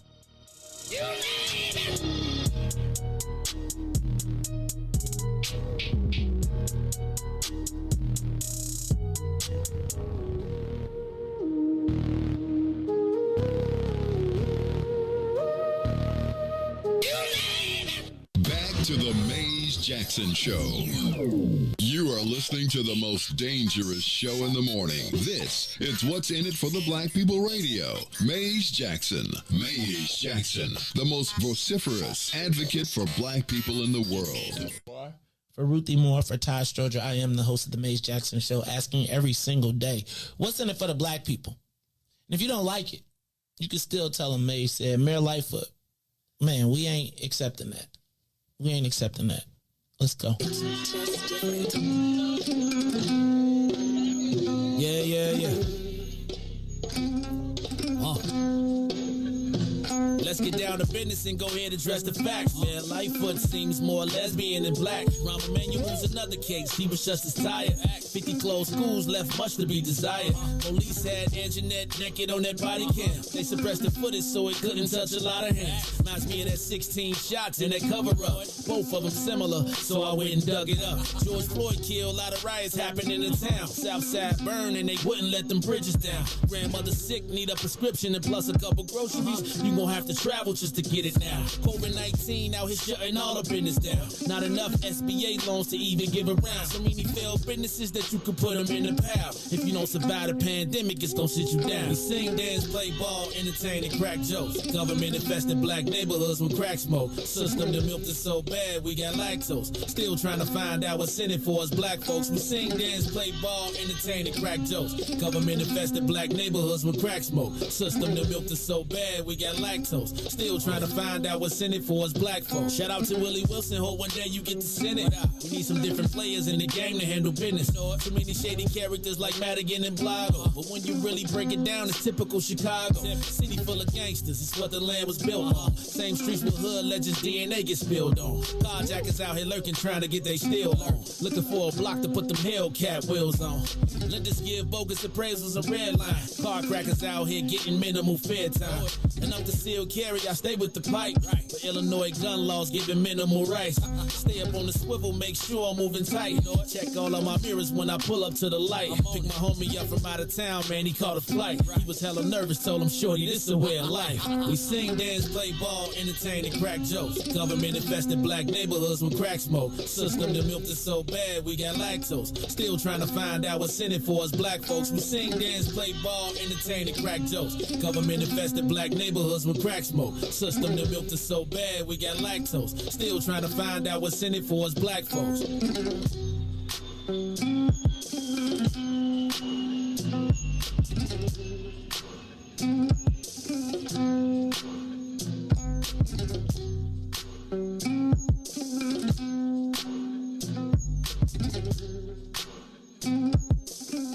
Wake up, Chicago. Wake up, world. This is the Maze Jackson Show. I'm your host, Maze Jackson. Hey, we got a poll going on right now. A new one. Just for the record, Riis, 78% of people said Juicy was going to jail. was guilty. Chicago passed a sports betting ordinance with no black participation. The poll is open on Facebook. I want you to vote on it. Tell us what your thoughts are. I don't know how that's even possible. How? Like, in a city like Chicago, how is it, or let me not, I guess it's the norm. I mean, because realistically, we missed everything. Like, what big boom besides the paycheck, besides them PPP loans did we come up on? Ooh. Like, think about, is this an opportunity to leverage black ownership in the Bears? I mean, in the Bulls? White Sox? Can we get the valet contract? Right? Can we get the, I mean, what they got to offer? You know, like, here's my thing. The white folks be like, well, what do you want? Well, why don't you tell us what you got? Why don't you know how they make you negotiate? Have you ever negotiated against yourself? One of the rules in business is never negotiate against yourself. So when somebody says, you ever seen somebody say, well, how much you want for it? You tell me. How much is it worth to you? Because you don't know how much the value is. Because you ain't never been in gambling. So you don't even know how many billions of dollars. So if I told you 20, but see what happens is you don't know what I know. Right now they know you don't know nothing. So they want to negotiate with you. Imagine if let me tell you what, like imagine when the lobbyists and the Cubs and the White Sox and everybody come sit down and talk to you about it and you say, well, here's our expert who's been trying to break into the industry for the last 5 years.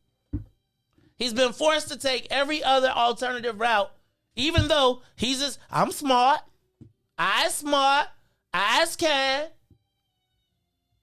Imagine if the white guys had to sit down across the dude from the table who's been doing it. And so instead of telling you, hey man, we can't really do it that way because, and I'm not trying to throw no shade, we can't do it that way because FanDuel is in charge. Well, you know how, well, y'all better get FanDuel ass up in here. Not, we can't. So now they can make $1 billion off you, but they can't talk to you. Let me tell you what, the president of FanDuel, for the amount of money that's about to go through this, the president of FanDuel will talk to every single alderman if we weren't so busy trying to hide them. People used to talk about Martin Sandoval, right? Muggs used to be scared to walk by his office. Like, presidents of the whole corporation, he'd be like, come on in the office. Now, he shook him down. But the point of the matter was, like, even when we have the power, we don't see ourselves as powerful. Conditioning. What is, do we feel like we got the best deal? Who got the best deal? I mean, what did they have to give up? And think about the gravity of this, though.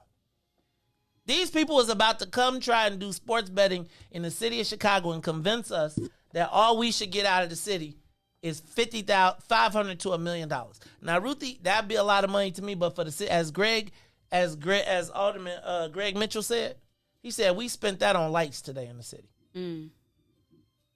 Like, then it got me thinking about, remember the parking meters?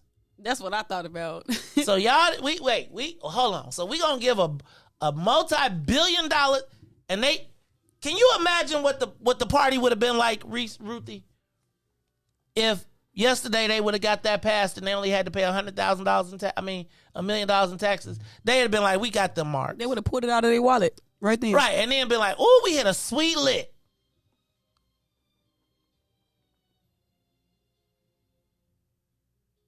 It's too easy. It's too easy. So let me ask a question. Give us a call, 872-259-7474, 872-259-7474. Should Chicago pass sports betting ordinance with no black participation? Check this out. They could have said, all right, we're going to give y'all a Southside sports book. Y'all find the land, Maze, Tennille, y'all put y'all team together. If it's only for Ruthie, we don't own no sports. It's built exclusionary. It's built off the premise of excluding us on economics. Think about it. So only sports venues. Well, that doesn't seem pretty racist until you realize, is the Cubs selling any? Is the White Sox selling any? Is Wirtz selling any? They got any black ownership on the board? Pull up the board of directors for the Bulls. Pull up the board of directors for the White Sox. Pull up the board of directors and the ownership, not the sports facility. Pull up the owners. Anybody black and the 2% don't count. We still can't. Until I can buy a Chicago Sky hoodie in Chicago, not online, at a store, that 2% don't count.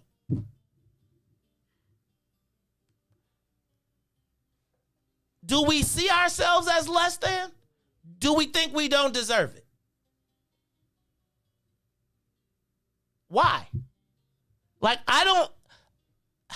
when does the memo pass that you got to do right by black folks?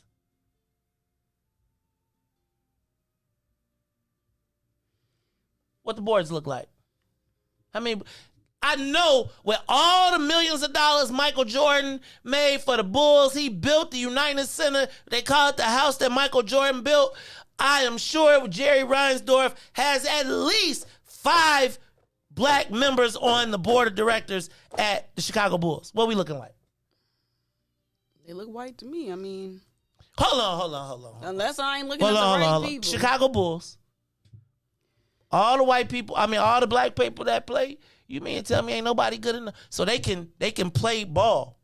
They can shut up and dribble, but they can't get into economics. Man, okay. black bodies build people a lot. Go look at the Cubs. See how many black owners is in that? Cause sometimes we get ownership confused with employment. Respectfully.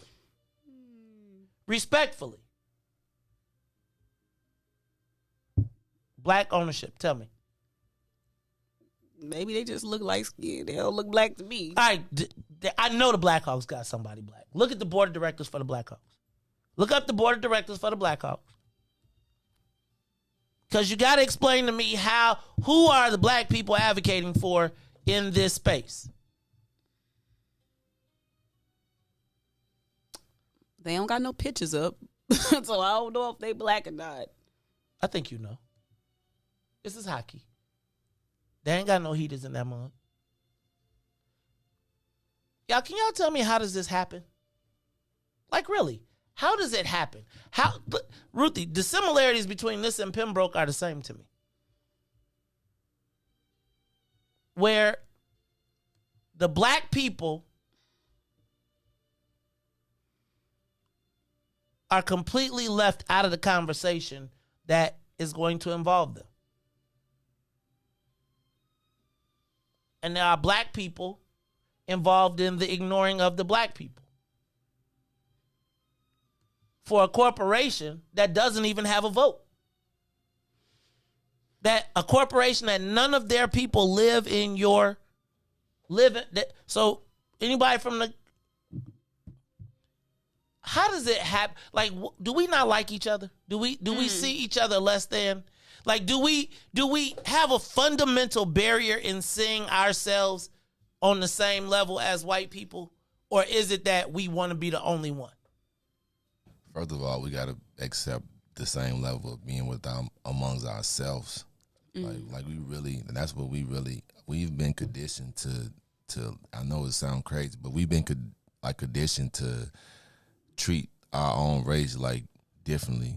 You know, when they first brought us over here, separating us with language, colors, house, feel, you know, telling this person like our mind is conditioned. And I know it sounds crazy because, you know, like slavery, but when you spend more years on something like doing that, like I tell people, if you really look at it, like 100 years ago, we couldn't walk on the same side of the street as a white person.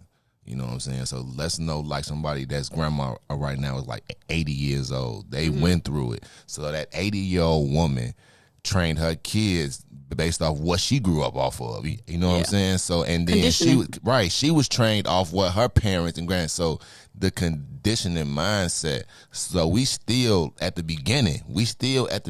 So first we got to love each other in our own race before we can even think that we would with the white people. We would chill with them before we had chill with our own people just to come up, because we've been down so bad, as Ruthie say, down so bad for so long. Hey man, I feel like I can come up, and then you know, we'll look at somebody like a sellout or something. But sometimes, as my man Byron would say, sometimes we gotta take something better than nothing sometimes to pave the way. Like, yeah, we may get cheated sometime, but it's sometimes like, you know what, I know I'm supposed to get 50%, but you know what, I'm gonna take this 35, and you know we the king of hustlers. I'm gonna flip this 35 and I'm gonna do it. But for us to take, I'm gonna take nothing, sometimes that does hurt us. But we have to learn how to work with each other first. You know, like, because we don't do that, and white people know that. I think it's conditioning that has led us to really have just a lack of trust, and I think that part of it is not understanding how to do business with each other. And I feel like I'll be asking you way too many questions about just like the interworkings of business and how it could possibly work, how it does work, and how we need it to work best for us. And until we re-educate ourselves in that way, we're going to keep falling for the same play. But like you said, Riis, because we be down so bad, so it's like, let me just get my crumbs. Because I call them crumbs. Let me just get my crumbs. But do y'all understand, like, there's literally like a slice, there's like a loaf. I know. There's like literally, y'all, like a loaf. And it ain't, and like the loaf is so big that it don't hurt nobody to get a slice. And it almost feel like we don't think we deserve a slice. Like we haven't done enough to deserve a slice, right? Like you didn't work hard enough to get a slice. Like, do you think these white kids that are second generation and third generation, do you think they first generation works as hard as we work just to survive, not to thrive? The work I have to put in just to be able to eat at the same places, and don't get it. Let me not say to eat at this, to afford to be able to eat at the same places and not be busted. What is a big deal for us is nightly for them. Come on. And I'm saying, because we can go, like, can you imagine the power of a black person from Chicago in the sports betting industry that's not a South, that's getting, when that chop comes, your economy in and of yourself. Like, you think you can call the head of yes, you can call the lobbyist for FanDuel, and they'll get you a check, as compared to calling the owner that's a partner with them, that says, no, I'm telling my partner to meet us here, and what do you need? How can we help? It's like, and help for us is not bicycles and toys.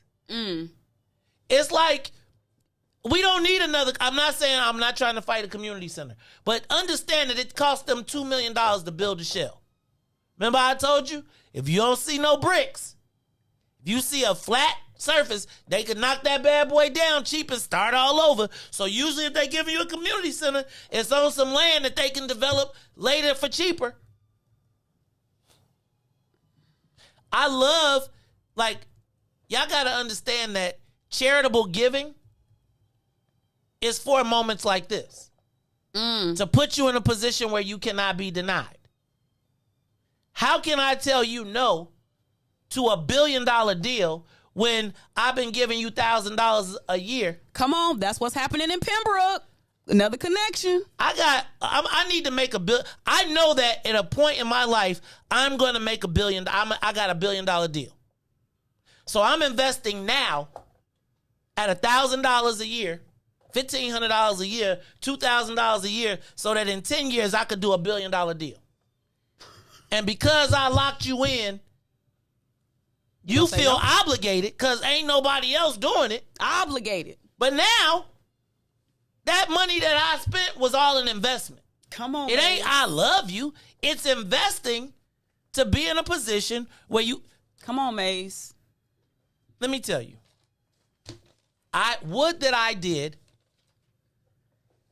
have the money to invest in our Black Caucus.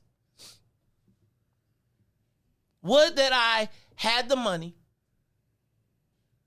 to every year, every fundraiser, be like the white boys I see who are writing a big old check. But the reason that they're writing a big old check is because they made a big old money. And that check dwarfs the money that they made. It's a cost-benefit analysis. So when a white boy writes a check for $1,500 or the lobbyist shows up for it with a check with $1,500, for every $1,500, he's multiplied that times 20 or 30. My $1,500 check is coming out of my $3,000. So it's half of mine. It's half of my fee. Not tripping, because I'm grateful. Mm-hmm. But I also recognize that that there are people eating off the loaf, selling us all. And the people who actually have the knife to cut the loaf are chasing the crumbs. Do you think it's because they feel like if they cut the loaf that they ain't gonna be able to eat off of it? Like, what's the problem? Like they don't know that it's really a loaf. It's like I always present to you the crumbs. I never present. I present it to you in the form of, look, I don't ever want you to be like, let me look around the box. I want you to look at it through the lens that I give it to you. Mm-hmm. So I got to tell you about all the work and all the stuff that I got to do to get there. And by the time you be like, I didn't even know that. See, if I don't let you see the big picture, if I only keep you focused, laser focused on, and that's part of the reason we're in a jam that we are politically, because our aldermen are ward based. Mm-hmm. So they first protect their self-interest, and then they never really get to the point of looking at it collectively. So if I don't ever let you see the whole loaf of bread, I only let you see the crumbs. And you like, man, well, if you only making crumbs, because I don't connect that the United Center charges me $15,000 a minute if you go 1 minute past 11 o'clock. Right? I don't connect it's just a big building. Right? I don't connect all of the different things that happen and say each one of these is a revenue stream. There is nothing that happens in that building. So I don't care if we got the electrician contracts that you said you're giving us all the electrician work. And we got to decide who gets it. So now it forces labor to come talk to us. Right? And now you can leverage your people who've been getting played at the CHA into the White Sox, into the Cubs. Right? So what, you got to build something? You got to put something in? Okay, call Tamiko, call Okamat. They're going to build out the cubby holes or whatever. Wait, you ain't got nothing? Well, Jandria got a cleaning company.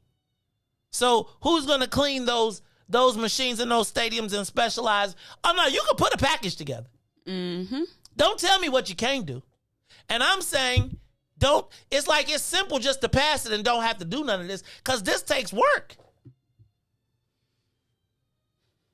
I could pass it and just be done and be like, okay, that happened over there. FanDuel took this over. No. Do y'all remember when they built the United Center and the travelers in the neighborhood was like, nope, ain't nothing happening until we all working. And I'm telling you, it's a whole crew of people. They put that brother away, but he was like, everybody, they formed companies, they had cleaning companies, security contracts, all of that. The revenue on sports betting is going to be more than the actual TV rights. The reason that the Bears are moving is why? Because they want to be able to do sports betting. And these clowns telling us we should be happy with $1 million a year and we can't find nobody black to do nothing?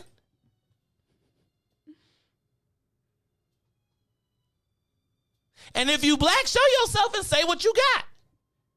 Because here's how it really worked. The black people that they got on board is so you can say, I'm black, I'm on board, and you cool. That's all they need is one. Right. That they can, that it's going to be somebody, one light-skinned dude that they could parade around and be like, hey, Joe, this is our black guy, and he going to be, and my thing is, cuz, what's your deal there? So if you are the person for the black folks, come on over here, sit right here, and tell us what you got and how does that benefit us, because we know you're going to make infinite amount of money. More money. Mm-hmm. But y'all don't want to do that. That takes too much work. Let's go to the live line. It's the Mace Jackson Show. We got callers. Caller, you on the Mace Jackson Show. Good morning, Mace. Good morning. Isn't there a law in the state of Illinois that requires corporations to bring, quote, minorities aboard? Yeah, but remember what minorities are, right? Think about. Yeah, well, that's the starting.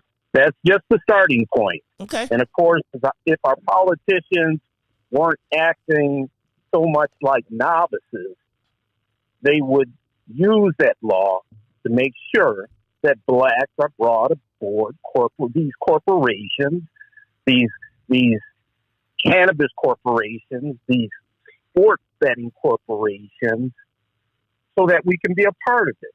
But again, they're acting ignorant. They're acting as novices. That's my comment. Thank you, brother. Yeah, they got minority in there. They got minority, right? Hispanics, They gonna have Asian, Asian. Well, actually, the Latinos was like, we ain't with it.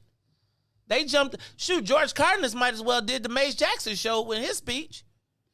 I want to play his comments because he was like, I mean, we're making the same guys rich again. Rich. He did a whole Mace Jackson soliloquy. Now, my point is, right? And I ain't going to get into the super depths of this, because the super depths of this really go to another level that I'm not going to touch. But what I do know, if you think about who's playing in this. You can say less, and we with you. And Mayor Lightfoot is torn between her two biggest supporters, sort of. And so, really, passing this sports betting ordinance was really a favor that everybody thought was just going to be good, that they could just trade on black folks, because who cares that the black folks don't get enough? What they say in The Godfather, give it to the blacks. They're animals. Right? Like, I think that they really thought, like, yo, we ain't really got it. When you look at the teams, I think there's a history of ignoring black people. I think there's a history of redistributing our birthrights. Now, nobody wants to talk about it. But the reality is, when you look at the division of who's where, what, why, when, how in this fight, black people are chess pieces in the mix.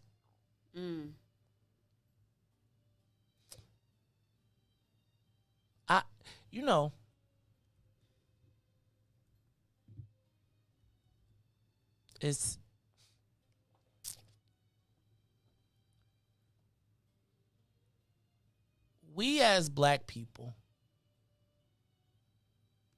gotta open the door for black people.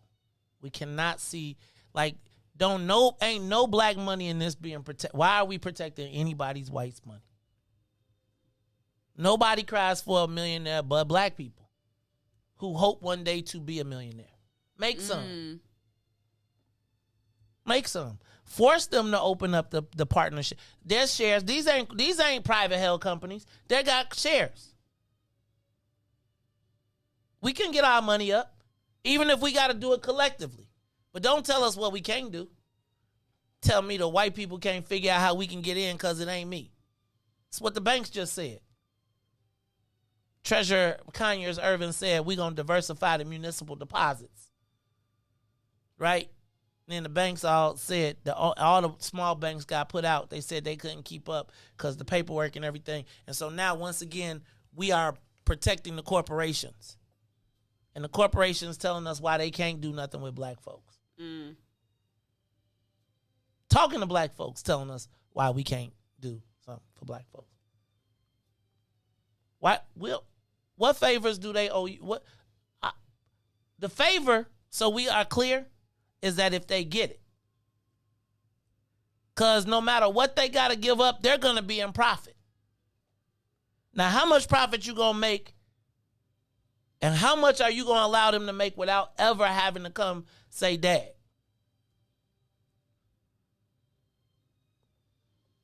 I mean, shoot, you pull that, it seems like, what's the difference between, I feel like, man, why shouldn't people run up in them? We ain't getting nothing out of it. Just think about it. Nobody black on the board. We be at the right now. All them black players filling the United Center back up. Ain't nobody in the profit share. Remember, they wouldn't even let Michael Jordan buy a share of the Bulls. I'm smashing grab politics, baby. Michael Jordan could not buy he built the United Center. Got a whole statue out there. They wouldn't let him get no points. He had to go to Charlotte. Think about that. Michael Jordan, you cannot say Chicago without Michael Jordan. They wouldn't, the same mafia wouldn't let him in. They was like, you still a basketball player. And let me tell you, even when you was the greatest in the world, we still cut you, ninja. You still, I don't care what I don't care what it means in Chicago. Nigga, we run our joint. Bye, go to Washington. Chicago, baby. Chicago. Michael Jordan couldn't get a piece. Same crew. So I guess maybe I ain't stupid. I mean, maybe I shouldn't feel bad. But just think about, could you imagine if the alderman said, you know what, Jerry Reinsdorf? I remember that time when you wouldn't let Michael Jordan buy a piece of the Bulls. We could have had Michael Jordan right here. He built the Jordan Center. They did all this stuff, and you wouldn't let him get a piece. Why should I let you have a piece? How you going to make it up? Could you imagine Michael Jordan would probably fly into town, do a press conference, and be like, thank God you ever feel like one day you just want your own people just to stand for you? Like, not hide about it. Just be like, yo, these are my people. I want y'all to be clear. These are the same people who would not let Michael Jordan be in. He could play baseball. He could play basketball. Probably could have played hockey. But you wanna own something? I pay you all the money in the world, but you can't own nothing now. If I let you own something, then that means you get to sit at my table. We don't do Negroes at our table. I mean, you could come to the stadium club, but that means I got you. Your house could be as big as mine. You might get these black athletes talking about some realizing they real value. Wait, they can't be walking around seeing black people equal. And then I'll be racist for saying that, but what really? Just think about what the national story is when the Black Caucus says, we decided we're going to deny sports betting because we're tired of these people betting on black bodies with no black return. They become international celebrities. Mm-hmm. International. Think about the chain of events that sets off across the country. And all them white folks looking around like, uh-oh. See, that's an ecosystem. When the politicians say, Dad, here's our opportunity to regulate an industry we can't touch.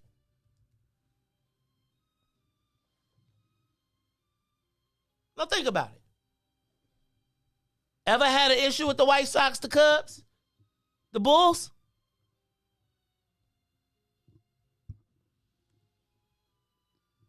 So at the point in which we have the most leverage, you know, he playing the Godfather music, but it's got to be that moment when you look across the table and you be like, you know, I like you. Mm-hmm. Like, we're cool, but this is business. This is multi-billion-dollar business. Realize they got, y'all, for those of y'all that, they got Chicago's Jerry Joneses sitting across the table. I mean, think about this. The Ricketts. Trump. Wait, hold on. We forgot that? That don't count, though. That's convenient. And I'm not tripping because I'm not bugging out. But as angry as everybody was,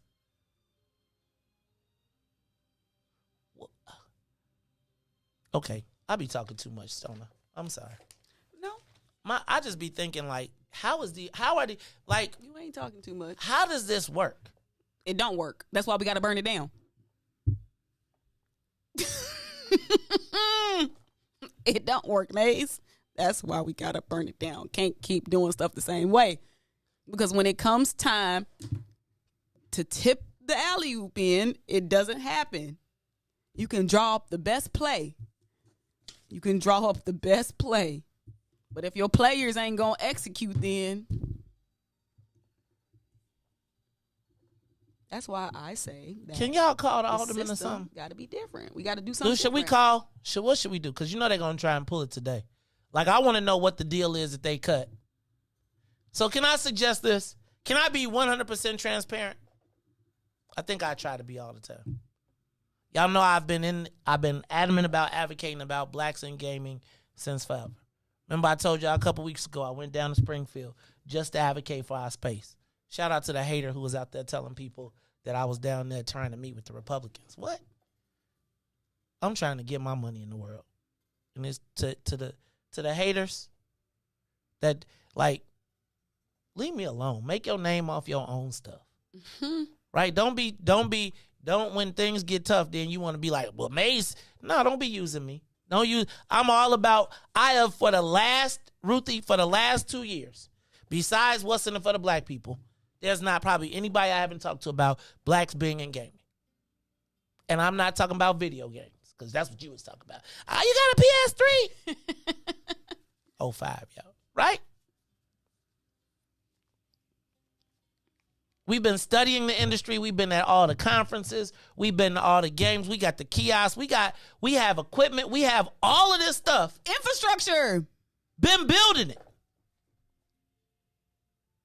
Y'all gonna tell me about some club promoter. Then dribbled the ball down the court and threw up the alley-oop.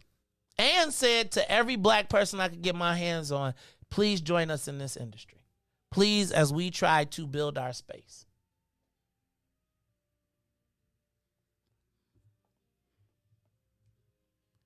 Who is advocating for blacks in gaming in Chicago?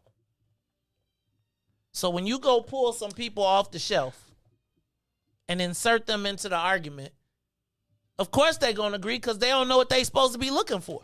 And to my brothers and sisters, I know sometimes that people think I'm volatile, people are scared to be associated with me, etc. I would tell you that I only want the best for my people. I do. I'm not taking no vow of poverty. But I see, like right now, we could create black wealth. And it ain't going to be everybody. But I feel like there's never been a time when I've had something when I ain't tried to bring the people up or share it. So much so that I get in trouble for it because people don't always know how to interpret when you're trying to bring them into the space. But I would just ask our Black Caucus. I would ask the black legislators. I would ask the gaming companies, both sides, because I'm not advocating for the sport. I'm not advocating the casinos. The challenge I got right now is the casinos benefit from this argument right now. Right? They like, yeah. They round high-fiving each other because we having this discussion. But y'all niggas ain't off the hook. Mm-hmm. Y'all about to do a casino, and if y'all ain't got no plan, right? But the question becomes, if we ain't got a plan, will somebody use the fact that we don't and ramrod something through us, and then we be looking out like the tollway and looking like the parking meters? Just think about this. I wouldn't have been mad at the parking meters if we had a chance to buy in. Somebody knew. Mm-hmm. And there's somebody getting rich right now off this deal that you made. And ain't none of them nobody you could ever talk to again. Cut us in. Cut us in. I don't know, man. Am I crazy? Like, have we not been talking about this since forever? While people is running gambling, talk about cannabis, blah, blah, blah, blah, blah, blah, blah. Gonna come up here and pass a sports gambling bill with nothing but black bodies to bet on.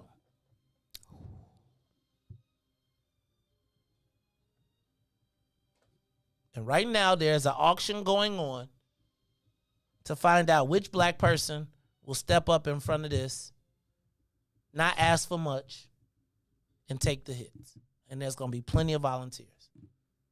Instead of saying, who are the people that are in the industry, that have been in the industry, that can show us how we can turn this industry into an economic benefit for our community, for all of us.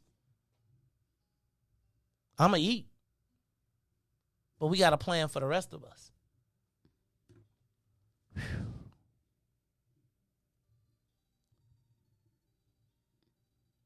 Why are you quiet, Ruthie? Stop being quiet. You try. I'm just quiet, just listening. I'll be talking. All right. Well, I'm through with that. Any calls? Nobody care. We got calls. Let's go to the calls. Live line. This is the Maze Jackson Show. I feel like somebody should be calling the black alderman, just saying we ain't with the sports betting until we get a piece. Right? Like all of the numbers. Maybe we need to start organizing. And we got to get our social media hit squad together. Because we should be, like yesterday, they should have been bombed on Twitter, Twitch, everything. They should have felt it. Caller, you on the Maze Jackson Show. Should we have sports betting in Chicago without any black participation? Good morning, Maze. Morning crew, Wisdom family. I don't think anything should exist without black participation. But I wanted to, piggyback on the point that Riis brought up about, how all this stems from slavery. And I think a part of that is, we as black people do not have that entrepreneurial spirit that other groups have. Like Latinos, they come here to start their own business. And we, satisfied with putting in 30 years at a company, struggling, getting half of that in retirement, struggling through that until death, But the true promise of America is to be able to start your own business and become successful in your own right. Now, you have that entrepreneurial spirit. You know, and I always wonder, you know, how did you get it? You know, when most of us don't have. And the thing about it is that, you know, the few of us that do take that chance and start that business, you know, we don't get treated fairly for each other. And that's another thing that Riis was saying, you know. We do a number on each other, you know, and then we all lose out.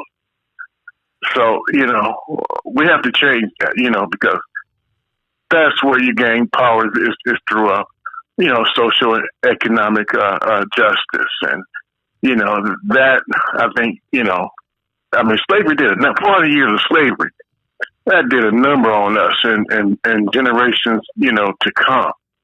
But, you know, it's people like you know, Mays, that can help us, you know, break that and give us the strength and courage to step out there, start your own business, and hopefully get treated fairly by our own people. That's my comment. Enjoy the show. Stay strong, my brother. Thank you, my brother. Thank you very much. I would say that black people are entrepreneurial. I think it's just so often that there are roadblocks put into our entrepreneurial path, whether it's access to capital, whether it's location, whether it is people supporting you, etc. I left you Emma Mitt's number, 773-379-0960, 773-379-0960. She's the committee chair, licenses and rules. Her and, what's the matter, Riis? She used to be my alderman. She was very good when she first came. I wouldn't trust Emma Mitt to watch my dog. Okay. So 773-379-0960. Yeah, we need to start calling and tell them that we ain't going with the gaming until there is black participation. Like, we want black participation in sports betting, and we want it in the casino. This is going to be another fight coming up, but I think right now we need to put some energy towards letting the chairman of the committee, because she got a couple white guys that advised them, right? That say, hey, you can get this through. Yesterday, I think they realized that it wasn't there, and I think that there is an additional amount of pressure on aldermen who are now really getting ready to get into an election cycle, and they got to start thinking about these things because our memory isn't going to go away. So y'all give her a call, 773-379-0960, 773-379-0960. Be respectful. But tell them we ain't going for no sports betting without black participation, right? And we ain't trying to go for no goofy stuff, right? Because they're going to try and... The last thing anybody wants to do is talk to me. Because guess what I ain't going for? The nigga deal. I'm not. Like, bro, you about to make billions. Do not talk to me about giving away no turkeys and hams. That's not what I'm here to talk about. You can talk all that charitable stuff with whoever. We here to talk business. And we got money to put up if we need to do that. But think about this. We can't even buy into this system. Like, your money isn't good enough, essentially. All right, give us a black sports book, Southside. Let us identify our location and let us have one that's far south, that ain't in the space, that's black owned and operated. Give us our own. Create one in the space and let us have it. Create two more in the space. Let it be a black. It ain't even got to be massive. But I could build a sports book. Let me have it. But how you going to tell me that they going to write an ordinance for the city of Chicago that only 3 people benefit from? To make billions. Then they're going to be like, yo, we gave you. Hey, man, I know what it costs to cut the grass. Give me the money, I'll build on my own damn park. You make me a billionaire, let me tell you. It's going to be Mays Jackson parks all over this place. I'm going to name them after me, but Mays Jackson 1. Which park you at? Mays Jackson 16? You going to do a Dan Ryan Woods? You know how it's the Mays Jackson Woods. I'm going to rename the Mays Jackson Woods. We at Mays Grove. Right. Mays Grove 3. Little Mays Grove. Milan Grove. But do y'all understand what I'm saying? Like, there's, like, because here's the deal. That even if we did have a black sports book in this ordinance, and a Latino one in this ordinance, it's not going to be bigger than the Cubs or the White Sox. And it's amazing to me that they would allow us to say to us little old black folks, because you know why they don't want black folks to? Why? Because they want y'all money. They don't want you. We don't want you to have an option to spend your own money. You want to. Think about this. We can't open up a bar in our neighborhood, get a liquor license. So we gotta go downtown. Can't go sports bet in our neighborhood. Gotta go downtown. We gotta take everything we gonna do and take it to some white folks. Think about the fact that we gotta go to the White Sox to bet on, or to the Bulls, to a white facility to bet on black people playing basketball.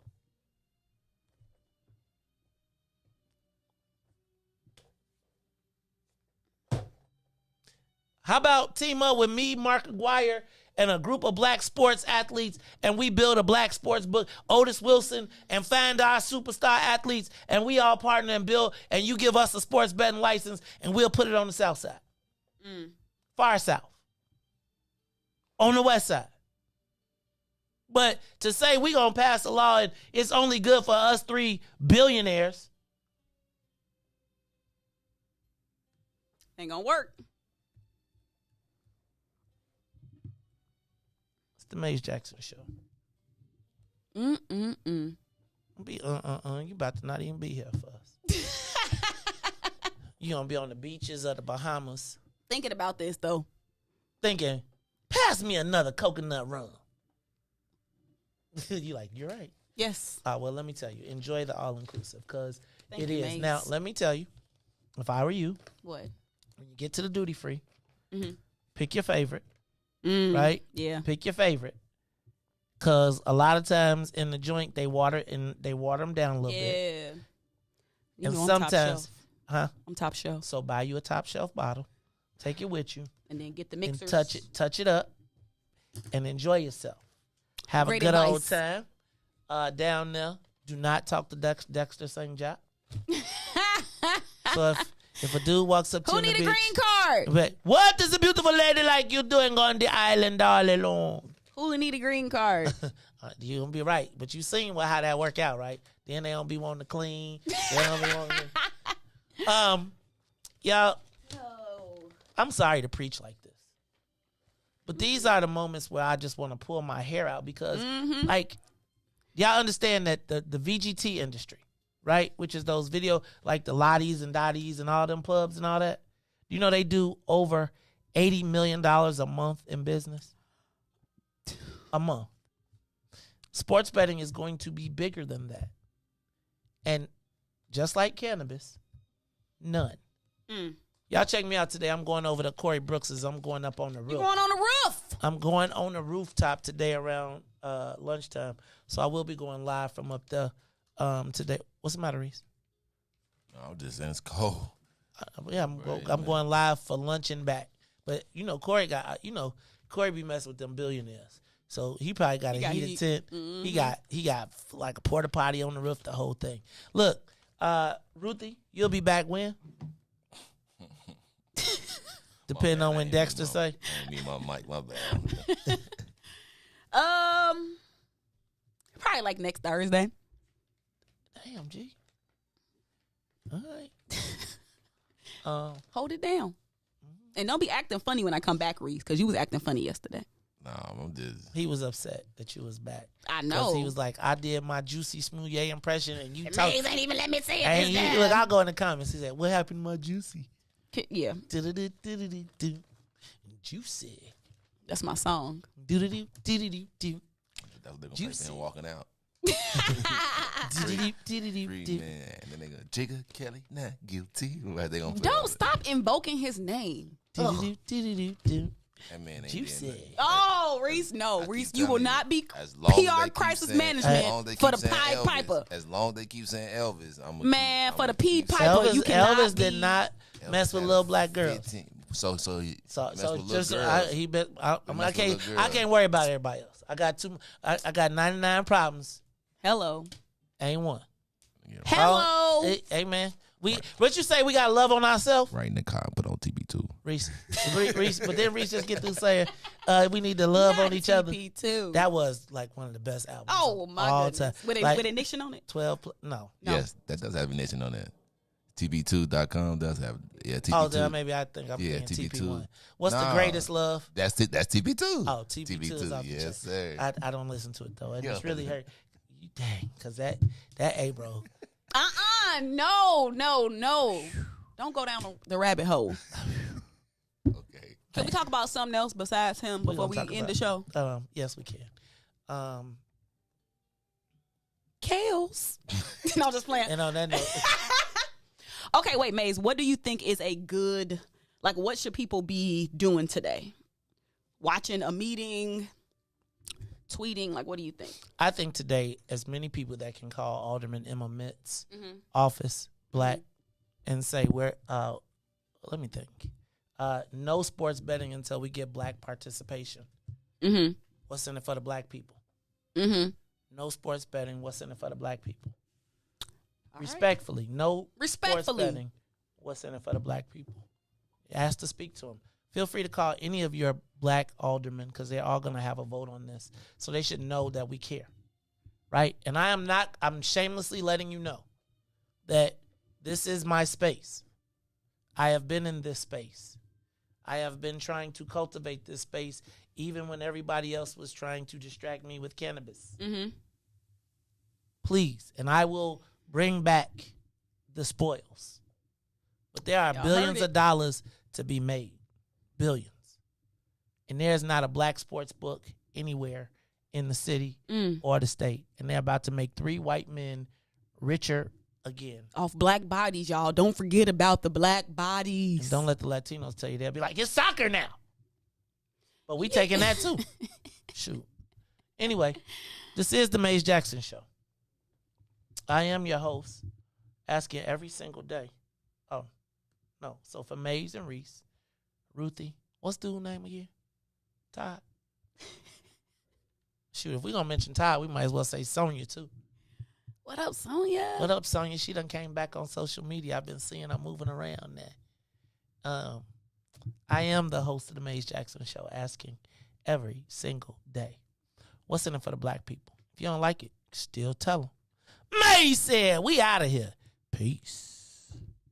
And go ahead and address the facts, man. Lightfoot seems more lesbian than black. Rahm Emanuel's another case. He was just as tired. 50 closed schools left much to be desired. Police had Anjanette naked on that body cam. They suppressed the footage so it couldn't touch a lot of hands. Reminds me of that 16 shots in that cover-up. Both of them similar, so I went and dug it up. George Floyd killed, a lot of riots happened in the town. Southside burned and they wouldn't let them bridges down. Grandmother sick, need a prescription and plus a couple groceries. You gon' have to travel just to get it now. COVID-19 out here shutting all the business down. Not enough SBA loans to even give around. So many failed businesses that you could put them in the pile. If you don't survive the pandemic, it's gonna sit you down. We sing, dance, play ball, entertain, and crack jokes. Government infested black neighborhoods with crack smoke. System that milked us so bad, we got lactose. Still trying to find out what's in it for us black folks. We sing, dance, play ball, entertain, and crack jokes. Government infested black neighborhoods with crack smoke. System that milked us so bad, we got lactose. Still trying to find out what's in it for us black folks. Shout out to Willie Wilson, hope one day you get to send it.